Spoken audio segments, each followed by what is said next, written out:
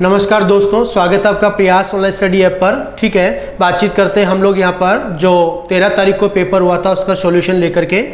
अब देखिए यहाँ पर आप लोग देख रहे हैं L1 का जो पेपर है उसके ऊपर हम लोग यहाँ पर बातचीत कर रहे हैं और प्रश्न आपके सामने लिखे हैं। एक एक प्रश्न पे बात करते हैं हम लोग। पहला प्रश्न है कि विकास के परिणाम स्वरूप नवीन विशेषताएं और नवीन योग्यताएं प्रकट होती है, ये किसने दिया है, ये कथन किसका है, इसके ऊपर यहाँ पर बात हो रही है। तो ये जो कथन है ये कथन किसका है, हरलोक का है। ठीक है, ये किसका स्टेटमेंट है, ये हरलोक का स्टेटमेंट है दोस्तों।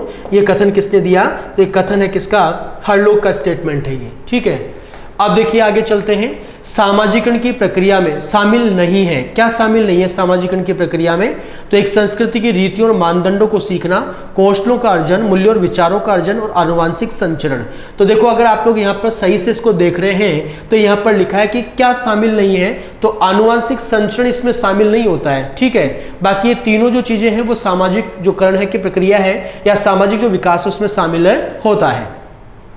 अब आया श्रेष्ठावस्था की विशेषता नहीं है, शारीरिक विकास की तीव्रता होती है, दूसरों पर निर्भरता भी होती है, मानसिक विकास की तीव्रता भी होती है, नैतिकता का होना ये इसकी विशेषता नहीं है। यहाँ पर नैतिकता का अभाव होता है, यहाँ पे क्या होता है, नैतिकता का अभाव, यानी श्रेष्ठावस्था में नैतिकता जो है उसका अभाव होता है, नैतिकता होती नहीं है। ठीक है, अब देखिए निम्नलिखित कथनों में से कौन सा विकास एवं अधिगम के बीच संबंध को सही तरीके से सूचित करता है, यानी जो विकास और जो अधिगम है उनमें क्या संबंध है। तो विकास एवं अधिगम अंतः संबंधित और अंतः निर्भर होते हैं, विकास एवं अधिगम संबंधित नहीं है। अधिगम विकास का ध्यान किए बिना घटित होता है, अधिगम की दर विकास की दर से काफी अधिक होती है। तो देखिए इसका जो जवाब है वो क्या है, इसका जवाब सीधा सा है कि विकास एवं अधिगम अंतः संबंधित और अंतः निर्भर होते हैं, एक दूसरे से जुड़े हुए होते हैं। फिर आए कि मानव व्यक्तित्व परिणाम है पालन पोषण और शिक्षा का, आनुवांशिकता और वातावरण की अंतःक्रिया का, केवल वातावरण का, केवल आनुवांशिकता का। तो ये आनुवांशिकता और वातावरण की अंतःक्रिया का परिणाम होता है। ठीक है, ये इसका जवाब है। ठीक, अब चलते हैं आगे।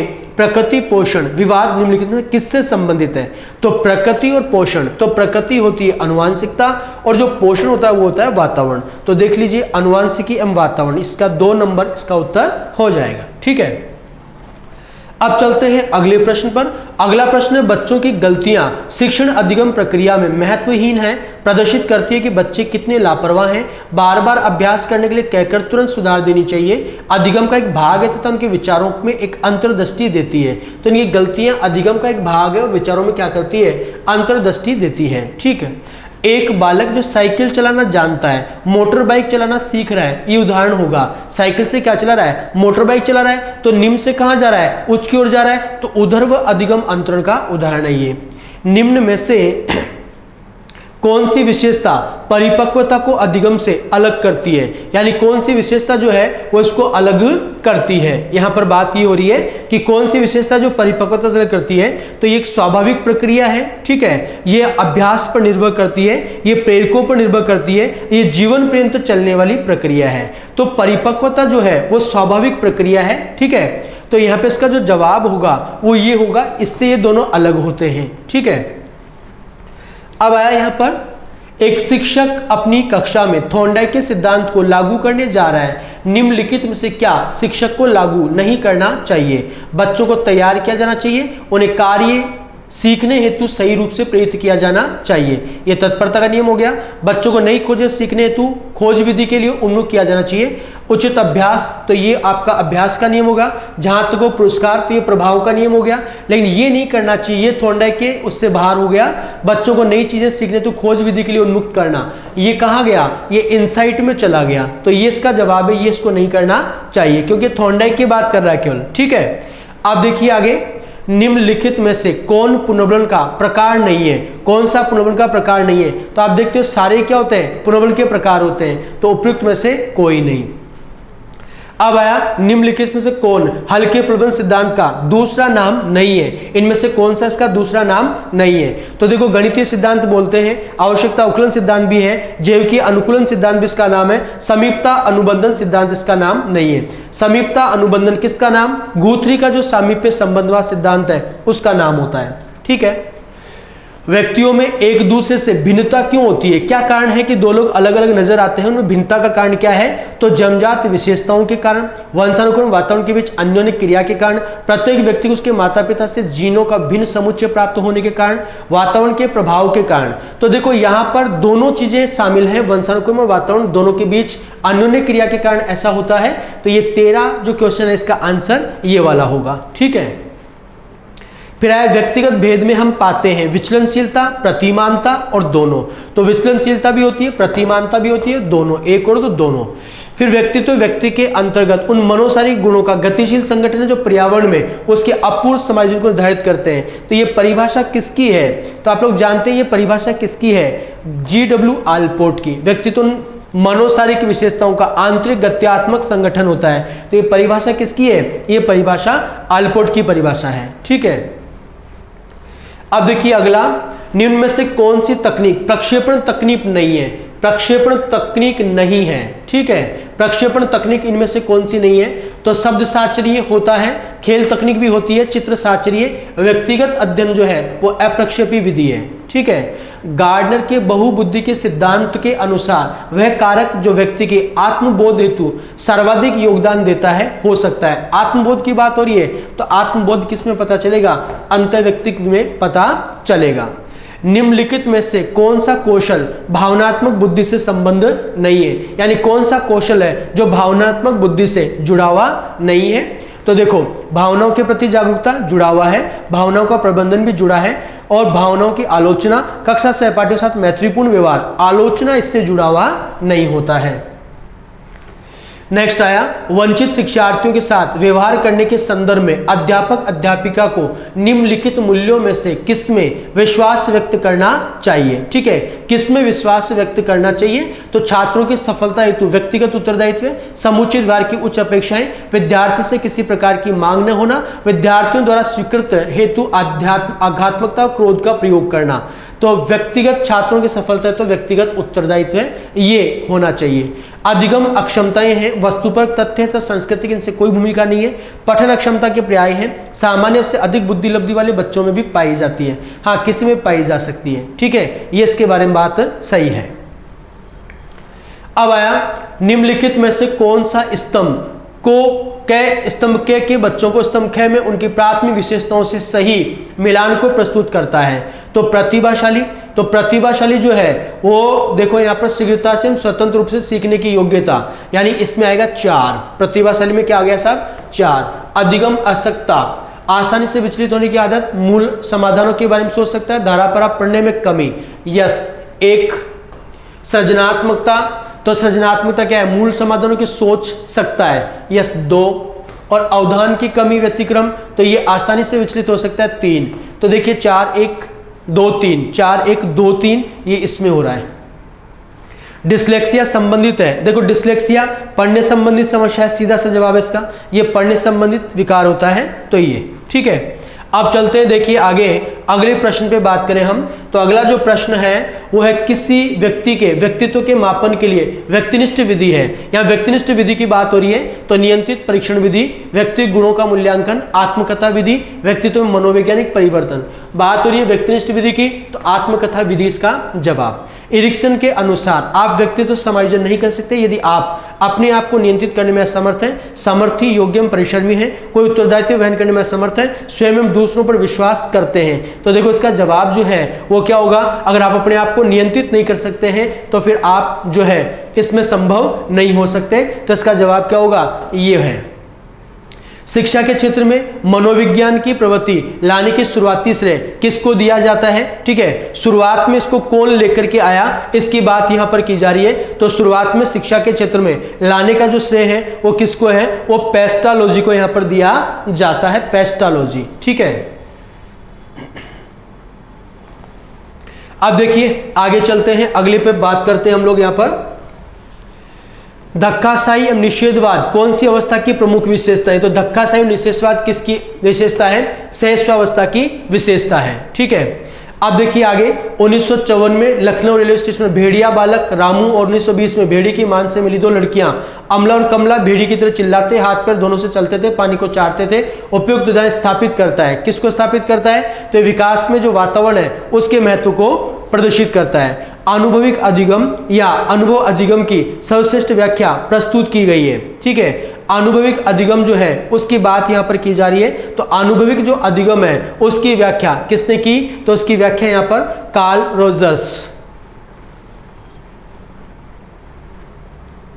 अब देखिए एनसीएफ 2005 के अनुसार कौन सा एक उपाय बोर्ड परीक्षा के विद्यार्थियों को तनाव कम करने में कारगर नहीं है? लघुत्तरात्मक बहुविकल्पीय प्रश्नों की अधिकता, ये कारगर है। समस्या समाधान क्षमता आधारित परीक्षा को बढ़ावा, ये भी कारगर है। परीक्षा तिथि में सुनिश्चित परिवर्तन, बोर्ड परीक्षाओं को वैकल्पिक बनाना। तो यहां पर जो है इसका जवाब वो क्या होगा? वो ये होगा 3 नंबर। ठीक है, वंशानुक्रम का कौन सा सिद्धांत इस बात का समर्थन करता है कि एक पीढ़ी से दूसरी पीढ़ी में विशिष्ट गुणों की बजाय सामान्य गुण अधिक वितरित करके प्रजातिक प्राणियों को एक ही स्तर पर रखने का प्रयास करती है? अतः संतान में माता पिता विपरीत गुण अर्थात प्रखर बुद्धि बालक मंद बुद्धि और मंद बुद्धि माता पिता के प्रखर बुद्धि संतान पैदा होती है। तो ये प्रत्यागमन का नियम होता है दोस्तों। ठीक है, देखिए पहला प्रश्न दिया है हमारा, व्यवस्था में संधि कौन सी है? तो व्यवस्था में जैसे कि आप लोगों को पहचान बताई हुई, यण संधि जो होती है उसमें यह व रे से पहले वाला वर्ण आधा होता है। तो यह से व आधा नजर आ रहा है, तो इसमें यण संधि, दीर्घ संधि, गुण संधि, वृद्धि संधि, इनमें केवल यण संधि की पहचान नजर आ रही है। तो इसका मतलब व्यवस्था में संधि जो है वो है यण संधि। अगला प्रश्न है हमारा, वह शब्द बताइए जिसमें 2 उपसर्गों का प्रयोग हुआ है। तो बच्चों यहां पर निर्माण, इसमें निर उपसर्ग है। निरीक्षक का संधि विच्छेद करेंगे, निर्धन इक्षक, यानी इसमें भी निर, निरंकुश में भी निर, ये निकलेगा। लेकिन निर्विरोध, निर और वि 2 उपसर्ग यहां है रोध शब्द में, तो 2 उपसर्ग का प्रयोग निर्विरोध में हुआ है। इसी क्रम में अगला प्रश्न है, इनमें से प्रत्यय से निर्मित शब्द कौन सा है? धैर्य, कुछ एक, खिलाफ, कौशिश। तो बच्चों एक विशेष प्रत्यय जो आपको यह करवाया हुआ है उसकी पहचान भी बताइए, जो शब्द के शुरू में भी परिवर्तन करता है और शब्द के अंत में भी परिवर्तन करता है। तो धीर शब्द जो है उसमें यह प्रत्यय लगा है जिससे धैर्य बना है। कर्म तत्पुरुष समास का उदाहरण इनमें से कौन सा है? विकल्प दिया है लोम हर्षक, आत्मनिर्भरता, देशवासियों और सर्वाधिक। तो बच्चों कर्म तत्पुरुष समास है, उसमें कौन सी विभक्ति का लोप होता है? को। तो यहां पर लोम को हर्षक कर देने वाला, देशवासियों के लिए देश के वासी के रूप में, आत्म में निर्भरता, सर्व में अधिक। तो यहां लोम को हर्षक कर देने वाला मतलब रोंगटे खड़े कर देने वाला पहला विकल्प हमारा उत्तर हो जाएगा। कर्म तत्पुरुष समास का उदाहरण लोम हर्षक। इसी क्रम में अगला प्रश्न है, जातिवाचक संज्ञा नहीं है। बच्चों जैसे विकल्प दिया है शैशव, लोहा, लकड़ी और पुस्तक। जाति जिसमें पूरी जाति समूह का बोध होता हो। इसमें शैशव शब्द एक ऐसा है जिसको हम महसूस करते हैं। शिशु शब्द से बना है, शिशु में ए प्रत्यय लगा, शिशु जातिवाचक संज्ञा में ए लगा। तो जो शैशव शब्द होता है वो जातिवाचक संज्ञा का उदाहरण नहीं है, वो भाववाचक संज्ञा है। उसी क्रम में वह स्वतः ही जान जाएगा में वह कौन सा सर्वनाम है? क्या पुरुषवाचक सर्वनाम है, निजवाचक है, संबंधवाचक है या अनिश्चयवाचक? वह 3 जगह प्रयुक्त होता है, अन्य पुरुषवाचक में भी आता है। वह हम पुरुषवाचक में यह वह की जगह बात करते हैं, तो ये वह शब्द जो बच्चों यह वह की बात करें तो जैसे पुरुषवाचक में बात करते हैं तो एक उत्तम होता है, मध्यम होता है और अन्य पुरुष होता है। तो जहां वक्ता की बात आती है वो तो आता है उत्तम में, श्रोता की बात आती है मध्यम में और अन्य की बात किसी तीसरे के रूप में बात करते हैं। तो वह स्वतः ही जान जाएगा। तो जैसे हम आपस में बात कर रहे हैं और किसी तीसरे के संदर्भ में बात कर रहे हैं तो वहां ये पुरुषवाचक का संबोधन करवाता है। इसी क्रम में दलित द्राक्षा में विशेषण क्या है? द्राक्षा अंगूर को कहते हैं और उसका विशेषण हो गया दलित, यानी निचोड़ा हुआ अंगूर जिसका रस निकाला जा चुका है। तो ये इसका गुण व्यक्त करता है, तो गुणवाचक विशेषण हो जाएगा दलित शब्द में। तुमने पढ़ाई की होती तो ऐसे दिन नहीं देखने पड़ते। तो बच्चों यहां पर पूछा है मैं वाक्य में काल कौन सा है? पहली बात तो की बात कहते हैं। ऐसे वाक्य जिनमें दो क्रियाएं हों और दूसरी क्रिया पहली क्रिया पर निर्भर करती हो तभी वो पूर्ण होगी। तो यहां ऐसे दिन नहीं देखने पड़ते, यदि तुमने पढ़ाई की होती है इस पर निर्भर करता, पहले इसकी बात आती। तो सामान्य भूत, हेतु हेतु मद भूत, अपूर्ण भूत, आसन भूत। तो यहां पर ये हेतु हेतु मद भूत का उदाहरण हो जाएगा। इसी क्रम में अगला प्रश्न देखें। क्रिया विशेषण है तेजी से होने वाली वृद्धि, फेफड़ों की बीमारियां, शहरों की ओर पलायन, निरंतर काटा जा रहा है। तो क्रिया की विशेषता बताने वाला काटा जा रहा है, निरंतर शब्द बता रहा है, लगातार होते रहने के संदर्भ में क्रिया की विशेषता बता रहा है। निरंतर शब्द जो है वो क्रिया विशेषण है। कौन सा शब्द स्त्रीलिंग नहीं है? लिपि, समझ, पढ़ाई, संघर्ष। तो बच्चों यहां पर पहली बात तो वाक्य में प्रयोग करके भी देख सकते हैं। लिपि, बोली, भाषा, लिपि आदि जो है स्त्रीलिंग शब्दों में आता है। समझ भी स्त्रीलिंग शब्दों में आता है, पढ़ाई भी स्त्रीलिंग शब्दों में आता है। लेकिन संघर्ष की बात करें कि संघर्ष बढ़ गया है, संघर्ष बढ़ गई है नहीं कहते कि उसकी समझ निरंतर बढ़ रही है, लिपि पढ़ ली गई है, पढ़ाई हो रही है, संघर्ष चल रहा है। तो यहां पर जो हमारा उत्तर होगा वो होगा संघर्ष। क्या पूछा? स्त्रीलिंग नहीं, अर्थात पुल्लिंग शब्द बताना है। तो ये क्या हो जाएगा? पुल्लिंग शब्द। कौन सा? संघर्ष। इसी प्रकार से कीमत का बहुवचन बताना है। बच्चों ध्यान से सुनिएगा। नियम तो ये कहता है जब स्त्रीलिंग शब्दों में ए आता है, अकारांत, अकारांत जो होता है वो हमेशा ए में बदलता है। किसमें? ए में। तो यहां शुद्ध शब्द होता है कीमतें। क्या होता है? कीमतें। लेकिन जब हमारे सामने विकल्प में दिए ही ये हैं तो उस संदर्भ में कीमतों शब्द चुनते हैं। और नियम ये कहता है कि कीमतों को तब चुनेंगे जब इनके साथ में कोई परसर्ग होता है। क्या होता है? परसर्ग। कीमतों को कह दो, कीमतों से कह दो तो बहुवचन बन जाता है। लेकिन जब हमारे सामने विकल्प आता है कि इनमें से एक चुनना है तो कीमतें, और कीमतों में से जब कीमतें विकल्प में नहीं है उस स्थिति में हम कीमतों चुनते हैं और विशुद्ध शब्द होता है कीमतें। ठीक है। उसी क्रम में दुष्ट लड़के उद्यम मचा रहे हैं। वाक्यांश में उद्देश्य का विस्तार, विस्तारक कौन है? उद्देश्य का विस्तारक, उद्देश्य का विस्तारक। तो यहां विस्तारक की बात करते हैं तो बच्चों उद्देश्य किसे कहते हैं? कर्ता को, जो काम कर रहा है। तो यहां पर दुष्ट लड़के उद्यम मचाते हैं, तो लड़का जो है वो तो क्या हो जाएगा? उद्देश्य। और उसका विस्तारक मतलब उद्देश्य की जो विशेषता बताता वो क्या होता है? उसका विस्तारक होता है। तो यहां पर दुष्ट जो है वो क्या हो जाएगा? उसका विस्तारक हो जाएगा। तो यहां दुष्ट शब्द जो लिखा गया है वो क्या है? विस्तारक है। ठीक है। इसी क्रम में आगे देखें। लंका का राजा रावण बहुत विद्वान था, रेखांकित अंश है। तो ये बात आपको पदबंध में पढ़ाया गया है। यहां पर ये संज्ञा जो है रावण, इसकी विशेषता बताई जा रही है, लंका का राजा। तो यहां पर पूरा पदबंध रावण पर निर्भर है कि लंका का राजा रावण। तो ये पदबंध हो जाएगा हमारा संज्ञा पदबंध। किस युग में विलोम शब्द सही नहीं है? ध्यान से देखें। प्रवृत्ति का विलोम होता है निवृत्ति, बहिरंग का अंतरंग होता है, पदोन्नत का पदावनत होता है, प्रत्यक्ष का परोक्ष होता है। लेकिन यहां पर हमने लिख रखा है प्रवृत्ति। तो यहां पर विकल्प हमारा 3 हो जाएगा, प्रत्यक्ष का विलोम, परोक्ष। कौन सा शब्द कमल का पर्यायवाची नहीं है? जय लगता है मतलब जन्म होना, लेकिन वो पानी के पर्यायवाची में लग जाए तब तो कमल बन जाएगा। जैसे जलज, जल में जन्म लेने वाला, क्या हो जाएगा? जल में जन्म लेने वाला।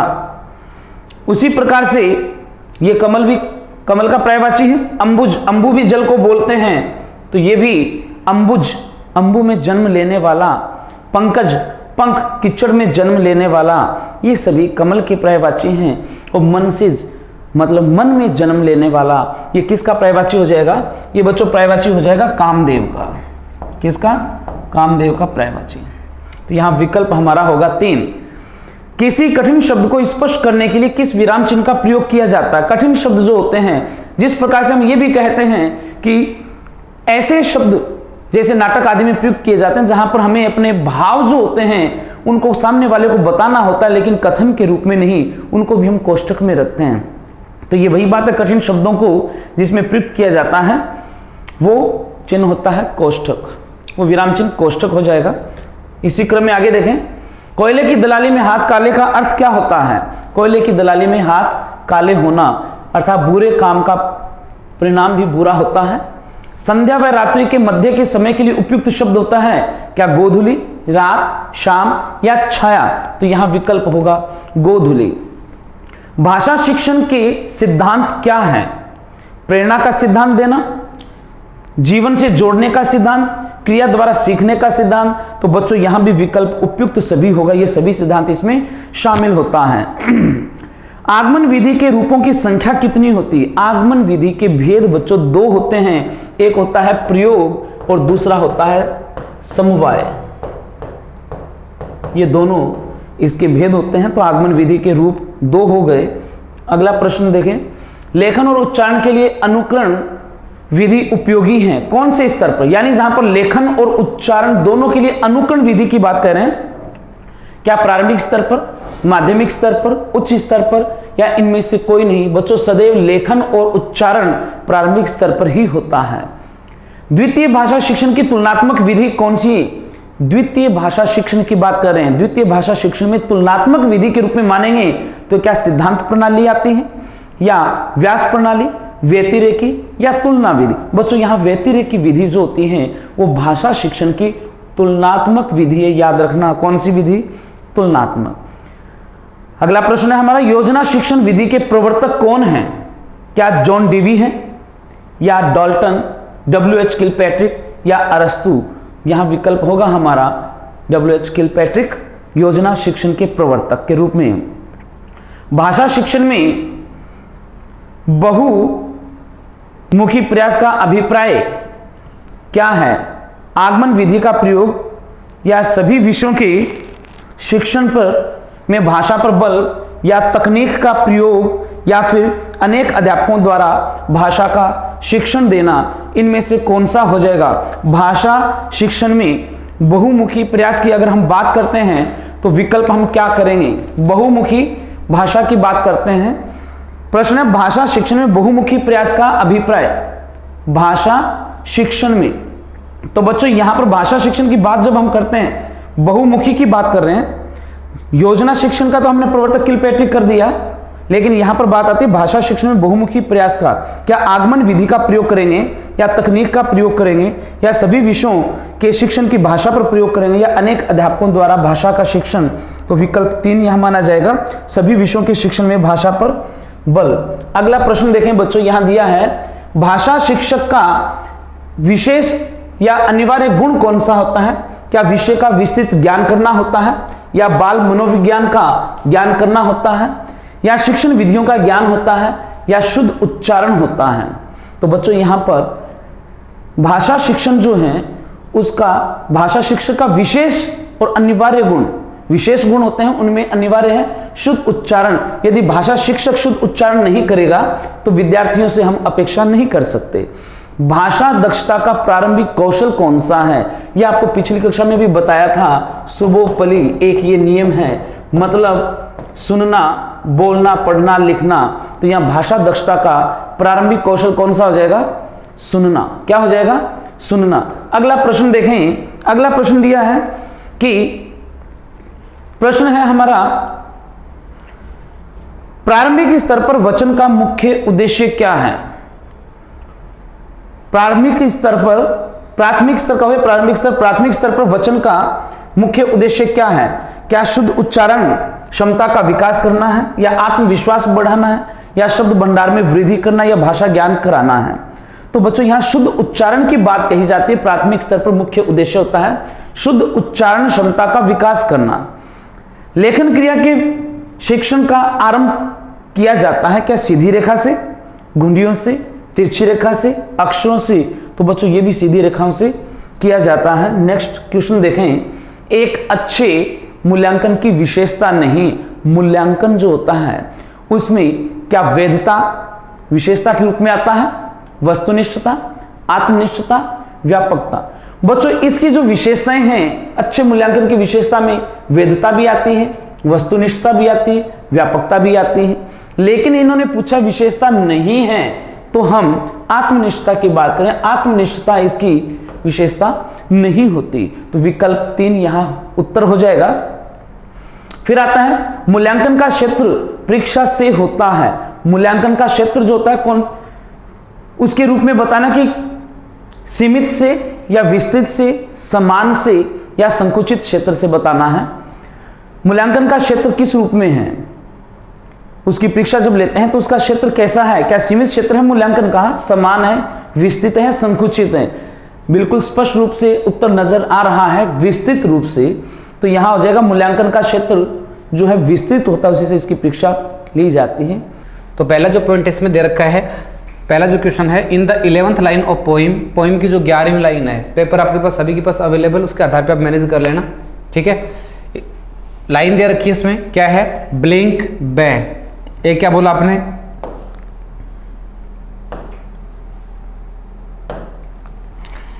Blink with the blind bats wings is an example of, ये पॉइंट दे रखा है, ठीक है।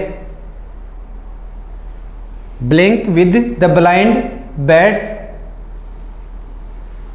Wing is an example of. तो ब्लिंक यहां पे देखना, बे, यहां भी किसकी साउंड है? बे की, और यहां भी किसकी साउंड है? बे की। तो दोस्तों एलिट्रेशन होता है वो क्या होता है? कॉन्सोनेंट साउंड्स होते हैं, ठीक है, उन या इनिशियल कॉन्सोनेंट साउंड्स होती हैं 2 अथवा 2 से अधिक शब्दों में, ठीक है। उसका जो रिपीटेशन होता है उसको अपन क्या बोलते हैं? एलिट्रेशन, ठीक है। और वोवेल साउंड्स होती हैं, उनका जो रिपीटेशन होता है उसको अपन क्या बोलते हैं? एजोनेंस बोलते हैं। यानी एलिट्रेशन वाला जो पार्ट होता है फिगर्स ऑफ स्पीच, उसको आपको 2 भागों में तोड़ सकते हैं। एक पार्ट होता है जिसको अपन बोलते हैं कॉन्सोनेंस, और दूसरा पार्ट होता है वो क्या होता है? एजोनेंस। कॉन्सोनेंस क्या होता है? 2 अथवा 2 से अधिक जो कॉन्सोनेंट साउंड्स होती हैं उनका रिपीटेशन क्या होता है? कॉन्सोनेंस होता है। और 2 अथवा 2 से अधिक जो वावल साउंड्स होती हैं उनका जो रिपीटेशन होता है उसको अपन क्या बोलते हैं? एजोनेंस बोलते हैं। तो यहाँ पे अप्रोप्रिएट आंसर आपका कौन सा हो जाएगा? एलिट्रेशन हो जाएगा। नेक्स्ट है, in the 11th lines also heavens bright face. Heaven का मतलब क्या होता है? What is the mean of heaven? स्वर्ग नरक ऐसे नहीं आते क्या? पैराडाइज वगैरह होता है, ठीक है। हेल क्या होता है? नरक होता है। हेवन क्या होता है? स्वर्ग होता है, ठीक है। हेवंस ब्राइट फेस मतलब स्वर्ग का चमकीला चेहरा, इज एन एग्जाम्पल ऑफ। स्वर्ग का चेहरा कभी चमकीला होता है क्या? कोई ऐसा बोलते हैं कि भाई वो व्हाइट होगा उसका चेहरा स्वर्ग का, नरक का जो चेहरा होगा वो काला होगा। ऐसी शब्दावली अपन काम में थोड़ी लेते हैं, नहीं लेते। इसका मतलब लिटरेचर में ऐसी शब्दावली अपन काम में ले सकते हैं। लिटरेचर में ऐसी शब्दावली किस स्थिति में लेते हैं? जब कोई निर्जीव चीज होती है उसको अपन इस तरीके से प्रेजेंट करें जैसे ये चीज या ये बात ये मानव जीवन में घटित हो रही है, उसको अपन बोलते हैं पर्सोनिफिकेशन। क्या बोलते हैं? पर्सोनिफिकेशन, ठीक है। पर्सोनिफिकेशन के अनेक एग्जाम्पल अपन देखें। Authority knocks at the door but once, ठीक है। यानी पर्सोनिफिकेशन में क्या होता है? It behaves non animate things या non living things as animate things, मतलब निर्जीव जो चीजें होती हैं उनको इस तरीके से प्रेजेंट किया जाता है, उसको इस तरीके से ट्रीट करते हैं जैसे क्या है? सजीव चीजें हों या फिर ये घटनाएं मानव जीवन में घटित हो रही होती हैं, उसको अपन क्या बोलते हैं? पर्सोनिफिकेशन बोलते हैं। जैसे मैं एक सेंटेंस काम में लव इज ब्लाइंड, प्रेम अंधा होता है, ठीक है। मतलब प्रेम में व्यक्ति क्या होता है? अंधा होता है। प्रेम क्या होता है? एक एहसास है, एक अमूर्त रूप है, ठीक है, जिसको सिर्फ अपन एहसास कर सकते हैं, एक फीलिंग होती है, ठीक है। और इसको इस तरीके से प्रेजेंट किया जैसे कोई मानव है, कोई सजीव जो चीज है वो अंधी हो जाती है, सेम उसी प्रकार से प्रेम क्या हो गया? अंधा हो गया। तो वैसे ही है ये सेंटेंस है। हेवंस ब्राइट फेस से तात्पर्य क्या है अपना इसमें? हेवंस ब्राइट फेस का मतलब है कि स्वर्ग जो है उसका चमकीला चेहरा, यानी मानव रूपी स्वर्ग का चमकीला चेहरा, ऐसा मीनिंग है। तो यहाँ पे फिगर्स ऑफ स्पीच अपन जाने तो कौन सा हो गया अपना? पर्सोनिफिकेशन, ठीक है। नेक्स्ट क्वेश्चन की ओर बढ़ते हैं अपन आगे है the rhyme scheme of line 1 से 4। 1 to 4 जो लाइन है, ठीक है, उसकी राइम स्कीम क्या है आपको बता दूं। ये लाइन कहाँ कहाँ एंड हो रही है, वैसे आपके पास पेपर सभी के पास है, स्वीट वाला पार्ट है, यहाँ तक एक लाइन है, ठीक है, ये सिस्टमेटिक तरीके से लिखी हुई थी, गलती से यहाँ पे स्लाइड में थोड़ी सी प्रॉब्लम हो गई कि पैराग्राफ टाइप में लिख दिया। उसके बाद में 2 tears of Joy and science the rough face, यहाँ तक पार्ट दूसरी लाइन आ गई अपनी। उसके बाद में है I sought you high and love, इसके लिए पार्ट क्या गया अपना सी आ गया, और आगे प्लेस यहां तक पार्ट क्या गया डी, अर्थात चौथी लाइन आ गई, यहां तक है साहब। तो पहला जो पार्ट है राइम स्कीम क्या होती है, राइम स्कीम रिगार्डिंग क्वेश्चन कैसे पूछें, ठीक है, जैसे मान लो अपन जो भी गीत वगैरह जो होते हैं, जो भी गीत होती है, कोई भी कविता वगैरह होती है, जो भी गीत होते हैं अपन दैनिक जीवन में अपन देखते हैं, म्यूजिक वगैरह कंपोज जो करते हैं, ठीक है, तो उसमें लास्ट में म्यूजिक जो होता है या फिर क्या होता है गीत वगैरह होता है, फिर कविता में इंपॉर्टेंट क्या होता है राइम स्कीम ही होती है। राइम को ध्यान में रखते हैं उसको कंपोज करते हैं अपन, ठीक है। पहला जो पार्ट है उसमें जैसी साउंड आ रही है वैसी साउंड किसी भी लाइन में आएगी तो उसको अपन ए से मार्क करेंगे, उससे डिफरेंट दूसरी जो साउंड आएगी उसको अपन बी से मार्क करेंगे, ठीक है, और बी वैसी साउंड अगर उस लाइन में जितनी या उस पंक्ति में उस पोएम में जितनी भी अगर आती हैं, ठीक है, उसको अपन बी से मार्क करते हैं, ठीक है। तीसरी अगर भिन्न साउंड अगर आती है तो सी से, चौथी अगर भिन्न साउंड आती है तो उसको अपन क्या किससे मार्क करते हैं, डी से मार्क करते हैं। ऑप्शन थोड़ा चेंज भी करवाए थे मैंने, ठीक है जी। तो इसमें क्या दे रखा है, पहला पार्ट उसमें दे रखा स्वीट ईट, ठीक है, मतलब आई जो है उसमें क्या आ रही है बड़ी आ रही है, बड़ी ई की साउंड आ रही है। दूसरी पंक्ति उसमें लिख रखा फेस, फेस वाला पार्ट आ गया, ठीक है, ये अलग है, ऐसा नहीं है, फेस वाला पार्ट है, इस प्रकार से ये है, ईस की साउंड आ रही है और यहाँ पे ई क्या आ रही है बड़ी आ रही है, ये डिफरेंट आ गया तो इसको अपन क्या बोल देंगे बी पार्ट बोल देंगे। तीसरा पार्ट लव, और लव जो पार्ट है जिसका मतलब इसमें औ की साउंड आ रही है तो अब यहाँ पे किसका प्रयोग करना आपको, सी वाला पार्ट आ गया। और फिर चौथा जो पार्ट उसमें दे रखा क्या दे रखा प्लेस, कैसे लिखा है प्लेस आता है इस तरीके से, प्लेस ये बिंदु आ गया, ठीक है, तो प्लेस है तो इसमें भी इस आ रहा है, इसमें भी इस आ रहा है, ठीक है, किसमें बी वाले पार्ट में इस आ रहा है तो इसको अपन मार्क करेंगे किससे बी से। तो 4 लाइन है उसकी राइम स्कीम पूछिए तो इसकी राइम स्कीम होगी ए बी सी बी, क्या होगी ए बी सी बी, जो कौन से ऑप्शन में है जरा देखना, A B C B 2 number answer हो गया, ये आपका अप्रोप्रिएट आंसर होगा। नेक्स्ट है वी पे आवर टैक्सेज, कि हमें अपने जो टैक्स वगैरह जो होते हैं उनको पे करना चाहिए, कंपल्सन का भाव है और करना ही पड़ता है, ठीक है। जिन वाक्यों में विद कमांड क्या है कोई बात रखी जाती है, ऑर्डर का भाव अगर होता है, ठीक है, नेसेसिटी का भाव अगर होता है, डिटर्मिनेशन का बोध अगर होता है, कंपल्सन या फिर ओब्लाइजेशन का बोध अगर होता है तो वहां पे पर मॉडल ऑक्सिलरी वर्ब के रूप में किसका प्रयोग करते हैं, मस्ट का प्रयोग करते हैं। नेक्स्ट क्वेश्चन में देखना, the police broke the crowd at the parliament house, ठीक है, पार्लियामेंट हाउस जो है उसमें पुलिस जो है उसने क्या किया, भीड़ को तितर बितर किया, भीड़ को अलग थलग कर दिया, ठीक है, तो क्या था वो, इसके लिए सही अप्रोप्रिएट जो पार्ट होगा वो कौन सा होगा, ब्रेकअप होगा। क्या बोलोगे ब्रेकअप। ब्रेक ऑफ होता है वो क्या होता है, ब्रेक ऑफ, एक आता ब्रेक इन और एक आता ब्रेक ऑन, ये फ्रेजल वर्ब होती है, चारों के चारों अलग अलग सेंस देने वाली होती हैं, ठीक है। तो तितर बितर करना, संबंध विच्छेद होना या फिर रिश्ते टूटना, उस अर्थ में जो वर्ब आती है अपनी वो कौन सी आती है, ब्रेकअप आती है। जैसे ब्रेक डाउन, गाड़ी जो उसके ब्रेक क्या हो गए, डाउन हो गए, उसके लिए वर्ब आती है अपने में कौन सी आती है, ब्रेक डाउन आती है। ब्रेक आउट होता है वो क्या होता है, कोई भी आगजनी होती है, दंगा होता है, ठीक है, या फिर कोई भी क्या होता है युद्ध वगैरह महामारी वगैरह उसका फैलना, उसको अपन क्या बोलते हैं, ब्रेक डाउन बोलते हैं, ठीक है जी। तो यहाँ पे आपका अप्रोप्रिएट आंसर कौन सा होगा, ब्रेकअप होगा। अगला है break out the incorrect statement, ठीक है, find out the incorrect statement की गलत जो स्टेटमेंट है उस गलत स्टेटमेंट का हमें चुनाव करना है। पहला जो पार्ट दे रखा है ड्रामा के संदर्भ में है, drama is the representation of action. Drama शब्द जो है वो ग्रीक भाषा के एक्शन से ही मिला है, जो एक्शन होता है जो प्रेजेंट करते हैं अपन थिएटर वगैरह उसमें प्रेजेंट करते हैं, या फिर स्टेज जो होता है ना उन पे स्टेज पे अपन प्रेजेंट करते हैं, किसके माध्यम से, पात्रों के माध्यम से, पात्रों के माध्यम से, ठीक है, वो ड्रामा होता है। Presentation of action on the stage, बिल्कुल राइट बात है कि ड्रामा जो होता है वो क्या होता है कि कोई भी कार्य जो होता है उसका रिप्रेजेंटेशन होता है वो क्या होता है, ड्रामा होता है। दूसरा, ए ड्रामा या play has a plot, drama जो होता है उसमें प्लॉट यानी कथानक होता है, मुख्य पात्र, कैरेक्टर्स पात्र होते हैं, संवाद होता है, 2 व्यक्ति होते हैं, और जीवन का सजीव चित्रण होता है यानी आउटलुक ऑफ लाइफ, ठीक है, बिल्कुल सही बात है, मान्य है। A dramatist speaks through his characters, एक ड्रामाटिस्ट जो होता है ना, नाटककार जो होता है वो हमेशा बोलता है किसके माध्यम से, अपने पात्रों के माध्यम से बोलता है। जो भी प्ले लिखा गया है उसको मंच पे अपने प्रस्तुत कर दिया पात्रों के रूप में, तो उसको वो किसका रूप धारण करता है, ड्रामा का रूप धारण करता है। एक देखो, drama is the presentation and performance of plays for the theatre. यहाँ पे देखो फोर में गड़बड़ कर दिया, चारों विकल्प अपन देखते हैं। तो ड्रामा जो होता है ना, उसको अपन थिएटर के लिए तैयार थोड़ी करते हैं, ठीक है, थिएटर के लिए तैयार नहीं करते। थिएटर में उसको अपन प्रेजेंट करते हैं, स्टेज अथवा थिएटर पे उसको प्रेजेंट किया जाता है। तो नो डाउट यहाँ पे आपका अप्रोप्रिएट आंसर जो होगा वो कौन सा होगा, 2 नंबर होगा, ठीक है, 2 नंबर 2, ठीक है, सही आंसर क्या होगा, 2 नंबर। नेक्स्ट क्वेश्चन की ओर आगे बढ़ते हैं। नेक्स्ट क्वेश्चन अपना दे रखा है, डिप्थोंग क्या होता है, ठीक है। तो देखा होगा आपने, वोवेल साउंड होती है, इसको 2 भागों में डिवाइड करते हैं। एक तो क्या होता है, मोनोथोंग्स होता है जिसको अपन प्योर वोवेल्स कह सकते हैं। दूसरा क्या होता है, डिप्थोंग होता है जिसको अपन मिक्स्ड वोवेल भी कह सकते हैं, ठीक है, वोवेल ग्लाइड भी बोल सकते हैं, एक कॉम्बिनेशन ऑफ 2 प्योर वोवेल भी बोल सकते हैं, तो कंटोइड्स भी बोल सकते हैं, और मोनोथोंग को अपन वोकोइड्स कह सकते हैं, राइट नाउ। तो अब यहाँ पे क्या करोगे, 2 वोवेल साउंड, 2 वोवेल साउंड मिलकर क्या है, डिप्थोंग का निर्माण करे। नो, जैसे मैंने मिला दिया, जैसे ई को 2 जगह मिला दिया तो क्या डिप्थोंग बन गया, नहीं बना, ठीक है। डिप्थोंग जो होता है वो क्या होता है, कॉम्बिनेशन होता है, अलग अलग 2 वोवेल साउंड का क्या होता है, कॉम्बिनेशन होता है। एक आता है मोनोथोंग, मोनोथोंग को तो प्योर वोवेल बोलते हैं, प्योर वोवेल ये एक ही बात होती है, ठीक है। तो आपका सही अप्रोप्रिएट आंसर होगा वो क्या होगा, वोवेल ग्लाइड, या फिर मिक्स्ड वोवेल, या फिर एक combination of 2 pure vowels. 2 pure vowels होते हैं, उनका जो कॉम्बिनेशन होता है उसको फिर क्या बोलते हैं, डिप्थोंग बोलते हैं। 68 का क्वेश्चन अपना, to teach English language a natural environment can be provided. अंग्रेजी शिक्षण जो है उसके रूप में एक नेचुरल एनवायरनमेंट क्रिएट करने के लिए अपन क्या क्या करते हैं, वो बिंदु जानना है, ठीक है। तो टीचर क्या करता है कि नेचुरल एनवायरनमेंट जो है, माहौल जो है वो क्रिएट करने के लिए क्या करे, बच्चों से बातचीत करे, जहां भी, चाहे वो स्कूल ग्राउंड हो, ठीक है, प्रेयर असेंबली हो, ठीक है, वैसे अपन बोल सकते हैं कॉन्फ्रेंस हॉल होता है, कम्युनिकेशन हॉल होता है, ठीक है, वैसे लाइब्रेरी होता है, विद्यालय में जो भी जगह होती हैं वहाँ प्रत्येक जगह में टीचर क्या करे, बच्चों से बातचीत करे, किस में करे, इंग्लिश में।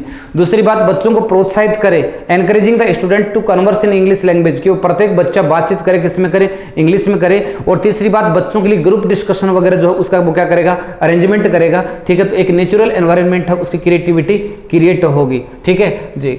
दूसरा है, by talking to students in English in the class and in the playground, ठीक है। पहला जो पॉइंट अपना कि बच्चे जो है इस क्लास है या फिर प्लेग्राउंड हो, प्रत्येक जगह जो है बच्चों से क्या करें, बातचीत करें। दूसरा, by translating mother tongue structures into English, की मातृभाषा की जो भी स्ट्रक्चर्स होती हैं उनको इंग्लिश में ट्रांसलेट करें, ठीक है। नहीं, बिल्कुल इससे क्या है, एक नेचुरल एनवायरनमेंट क्रिएट नहीं होगा।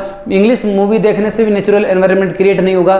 बच्चों से बातचीत करने से एक प्रॉपर क्या बनेगा, नेचुरल एनवायरनमेंट क्रिएट होगा, ठीक है। एक प्रिंसिपल आता है, प्रिंसिपल ऑफ नेचुरल एनवायरनमेंट, ठीक है। और लैंग्वेज लर्निंग जो उसमें नेचुरल एनवायरनमेंट है वो कैसे क्रिएट होता है, ठीक है, माहौल के ऊपर, ठीक है। नेचुरलनेस बोल सकते हैं या नेचुरल एनवायरनमेंट बोल सकते हैं। प्रॉपर एक एटमॉस्फेयर जब तक आप क्रिएट नहीं करोगे तब तक फॉरेन लैंग्वेज के प्रति, ठीक है, एक माहौल नहीं बनाओगे तब तक उसको प्रॉपर्ली अपन सीख नहीं पाओगे, उसमें नेचुरलनेस है उसका बोध नहीं करा पाओगे।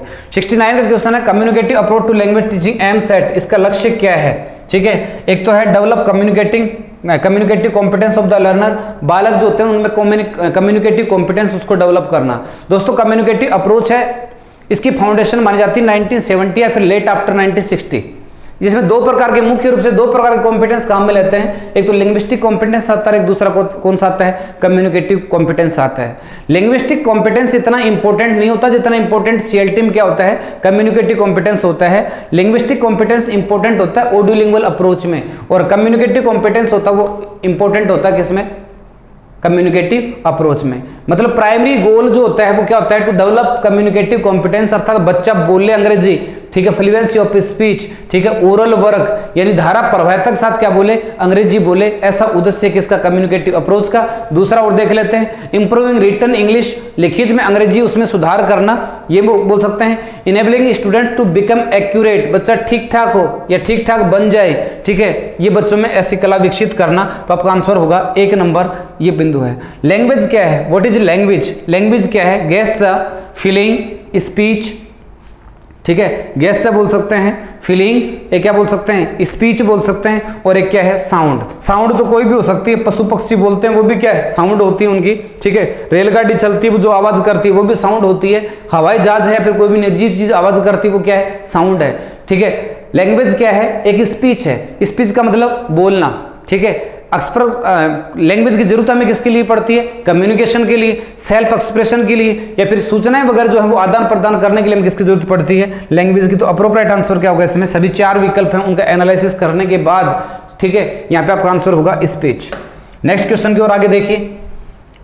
Each sentence has 4 underline portions, ठीक है, प्रत्येक सेंटेंस जो है ना उसके लिए अलग अलग पोर्शन बना रखे। सेंटेंस को 1 2 3 4 इस प्रकार से 4 भागों में तोड़ा हुआ है। Choose the portion that be changed so that the sentence becomes correct, ठीक है, indicate at the right answer. गलत जो आंसर है, गलत जो सेंटेंस है उसका आपको चुनाव करना है, ठीक है, जिसका चुनाव करके आपका सेंटेंस वो बिल्कुल क्या बन जाए? सही बन जाए, ठीक है। द मशीन रीच, ठीक है जी, इसमें क्या है? एक तो इन ए पूरा नहीं लिखा गया है, ठीक है,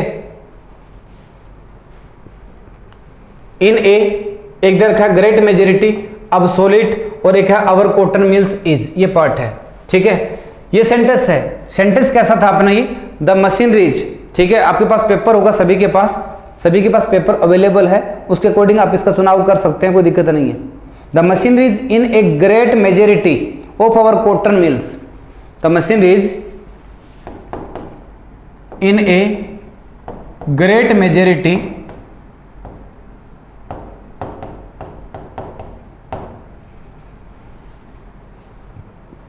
in a great majority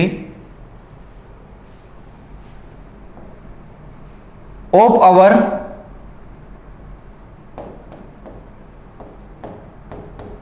cotton mills is obsolete, ये पार्ट आ गया। इस प्रकार से सेंटेंस है साहब ये अपना। अब इस पार्ट है, इस पार्ट में देखना है कि कौन से पार्ट में मिस्टेक है, ठीक है, कौन से पार्ट में मिस्टेक है। इसके लिए अलग अलग विकल्प बना दिए, ठीक है, अलग अलग विकल्प हैं, ठीक है। इसको अपन इस तरीके से ना लिखें, इस तरीके से। यहां तक के लिए पार्ट क्या गया? ए आ गया। इन ए इसके लिए पार्ट क्या गया? या इन ए ग्रेट मेजोरिटी ऑफ, इसके लिए पार्ट, या इन ए के लिए पार्ट बी आ गया। ग्रेट मेजोरिटी है ऑफ और कॉटन मिल्स, इसके लिए पार्ट सी आ गया, या 4 नंबर बोलते हैं, 3 नंबर, और इसके लिए पार्ट डी यानी क्या बोल सकते हैं? 4 नंबर। ये देखना है। मशीनरी शब्द जो होता है ना वो अनकाउंटेबल नाउन होता है, और अनकाउंटेबल नाउन के बारे में एक बात की जाती है कि uncountable noun can't be pluralise, उसका हम क्या नहीं बना सकते? बहुवचन नहीं बना सकते। अनकाउंटेबल नाउन हमेशा क्या होता है? सिंगुलर होता है, ठीक है। इसके अलावा जैसे crockery, bakery, stationery, jewellery, poetry, scenery, बहुत से वर्ड आते हैं जो अनकाउंटेबल नाउन होते हैं जिनका अपन बहुवचन नहीं बना सकते। तो मशीनरी के साथ ईएस लगाना बिल्कुल उचित नहीं है, ठीक है। आईईएस का प्रयोग किया तो यहाँ पे आई की जगह वाई लगा दो, बाकी पार्ट सही होगा। Errors produced by children with speech sound is called, जो एरर जो क्या है स्पीच साउंड जो है उनके आधार पे क्रिएट होते हैं उनको हम क्या बोलते हैं? एक तो लिखा डिसऑर्डर, क्या बोला? डिसऑर्डर। वैसे अपन क्या बोल सकते हैं? एरर कह सकते हैं, ओमिशन कह सकते हैं, फॉल्ट कह सकते हैं। तो बोलने में जो एरर होता है उसको अपन क्या बोलते हैं? डिसऑर्डर बोलते हैं। बाकी और है, ठीक है, जो बोलने के अलावा जो होते हैं उसको अपन एरर कह सकते हैं। The skills which should be tested are, language learning का सही क्रम होता है टू डेवलप LSRW, ठीक है। तो इसमें कौन कौन से स्किल हैं जिनको अपन क्या करेंगे? टेस्ट करते हैं। तो वो कौन सा आता है? LSRW ही आता है। और यही भाषा शिक्षण में कौशल जो होते हैं ना उनका सही क्रम होता है जी। नेक्स्ट क्वेश्चन है, doctor West method is based on utilitarian point of view, English as a means of international understanding and cooperation, both एक एंड 1 एंड 2, और एक teaching grammar first. Doctor West में ग्रामर पढ़ाई नहीं जाती, डॉक्टर वेस्ट जो है उसमें ग्रामर पढ़ाई नहीं जाती। तो इसमें आपका आंसर क्या होगा? अप्रोप्रिएट 3 नंबर होगा। Substitution table method is adopted by, substitution table जो है वो अपनाई गई थी किसके द्वारा? एक तो डोडसन के द्वारा जो अपनाई गई थी वो थी बाइलिंगुअल मेथड। डॉक्टर वेस्ट जो है वो अपनाता किसको? डॉक्टर वेस्ट मेथड को। तो एक किसको अपनाता है? डायरेक्ट मेथड को। तो आपका सही आंसर होगा हैरोल्ड पामर, ठीक है जी, ये आंसर होगा। In the grammar translation method the teacher is not the dominating personality. GT method जो है उसमें टीचर का कोई डोमिनेटिंग पर्सनैलिटी नहीं होता, ठीक है, बिल्कुल गलत बात। टीचर एक अथॉरिटी होता है, टीचर एक ऑटोक्रेटिक रोल प्ले करता है, किसमें? जीटी मेथड में, ठीक है। लर्नर जो होता है वो क्या होता है? निष्क्रिय होता है, यानी पैसिव लर्नर होता है, ठीक है। और टीचर एक अथॉरिटी अथवा ऑटोक्रेटिक रोल प्ले करता है। There is little chance of teacher student interaction, ये बात तो बिल्कुल सही बात है, ठीक है। Translation is not given importance, कि ट्रांसलेशन जो उसमें कोई जोर नहीं दिया जाता, बिल्कुल जोर दिया जाता है। एक it lays emphasise on pronunciation, ठीक है, ये प्रोनाउंसिएशन वगैरह जो उसके ऊपर जोर देती है, नहीं देती साहब, ठीक है, प्रोनाउंसिएशन के ऊपर जोर इसमें नहीं दिया जाता, ठीक है। दूसरी बात क्या है, टीचर इज द नॉट डोमिनेटरी, ये बात भी क्या है इसके बारे में गलत है, ठीक है। एक translation is not given importance, ये बात भी गलत है। तो आपका देखें तो सही बिंदु कौन सा अपना 2 नंबर हो जाएगा कि there is little chance of teacher student interaction, एक दूसरे पे प्रभाव छोड़ने के चांस इसमें क्या होते हैं, टीचर और स्टूडेंट के न के बराबर होते हैं। क्योंकि टीचर एक ऑटोक्रेटिक रोल रखता है जो सिर्फ और सिर्फ एक एक वर्ड को क्या करता है, रीडिंग करते हुए मातृभाषा में उसको ट्रांसलेट कर देता है, जिसमें स्टूडेंट क्या होते हैं, निष्क्रिय होते हैं। तो बच्चे और टीचर दोनों के बीच में क्या नहीं बन पाता, इंटरेक्शन नहीं बन पाता। 2 नंबर है, ये आपका आंसर होगा। नेक्स्ट क्वेश्चन की ओर देखिए। नेक्स्ट क्वेश्चन क्या अपना, नेक्स्ट क्वेश्चन है doctor West method is known as, doctor West method वो जानी जाती है, किस नाम से जानी जाती है, ये देखना साहब। Doctor West method, reading method कह सकते हैं अपन इसको, ठीक है, क्योंकि डॉक्टर वेस्ट मेथड है ना, वो क्या करती है, 2 प्रकार की रीडिंग होती है, उसी के ऊपर जोर देती है। एक तो साइलेंट रीडिंग और एक आता है ओरल रीडिंग, रीडिंग के ऊपर फोकस करती है। और रीडिंग को डेवलप करने के लिए डॉक्टर वेस्ट है वो क्या करता है, 2 किताबें वो प्रीफर करता है, न्यू मेथड रीडर्स और न्यू मेथड रैपिड रीडर्स, जो लर्निंग या रीडिंग के लिए क्या है, उपयोगी हैं। Main purpose of teaching aids in English classroom is to, English कक्षा रूम में जो टीचिंग एड्स वगैरह होते हैं, जो शिक्षण सामग्री वगैरह होती है, उनका मुख्य उद्देश्य क्या होता है, प्रोवाइड डायरेक्ट एक्सपीरियंसेज, मतलब प्रत्यक्ष रूप से जो अनुभव होते हैं वो प्रदान करना, provide vicarious experiences, provide symbolic experiences, first hand experiences. तो देखिए यहाँ पे आपका अप्रोप्रिएट आंसर जो होगा वो कौन सा होगा, 78 वाला जो पार्ट उसमें विसेरियस एक्सपीरियंसेज, ठीक है जी, ये आपका अप्रोप्रिएट आंसर होगा। It has been 2 years I last saw you, ठीक है, it has been 2 years I last saw you, ये पार्ट है। इसमें आपको अप्रोप्रिएट लिंकिंग डिवाइस भरनी है। तो देखो दोस्तों, सिंस एक लिंकिंग डिवाइस के रूप में काम करता है, तो सिंस से पहले हम किसका प्रयोग करते हैं, हैज अथवा हैव का प्रयोग करते हैं, और वर्ब की 3rd फॉर्म, और सिंस के बाद फिर किसका प्रयोग करोगे, आगे वाला वाक्य उसमें वर्ब की कौन सी फॉर्म लगाते हैं, 2nd फॉर्म लगाते हैं। वैसे सिंस एक प्रेपरेशन भी होता है जिसका प्रयोग परफेक्ट अथवा परफेक्ट कंटिन्यूअस टेंस के वाक्य होते हैं, जिसमें पॉइंट ऑफ टाइम यानी निश्चित समय का बोध कराने के लिए किया जाता है। तो लिंकिंग डिवाइस के रूप में आप किसका प्रयोग कर दोगे, सिंस का, क्योंकि ऐसी बनावट होती है ना, इधर क्या है वर्ब की 3rd फॉर्म और इधर क्या वर्ब की 2nd फॉर्म, वो किससे होती है, सिंस से होती है।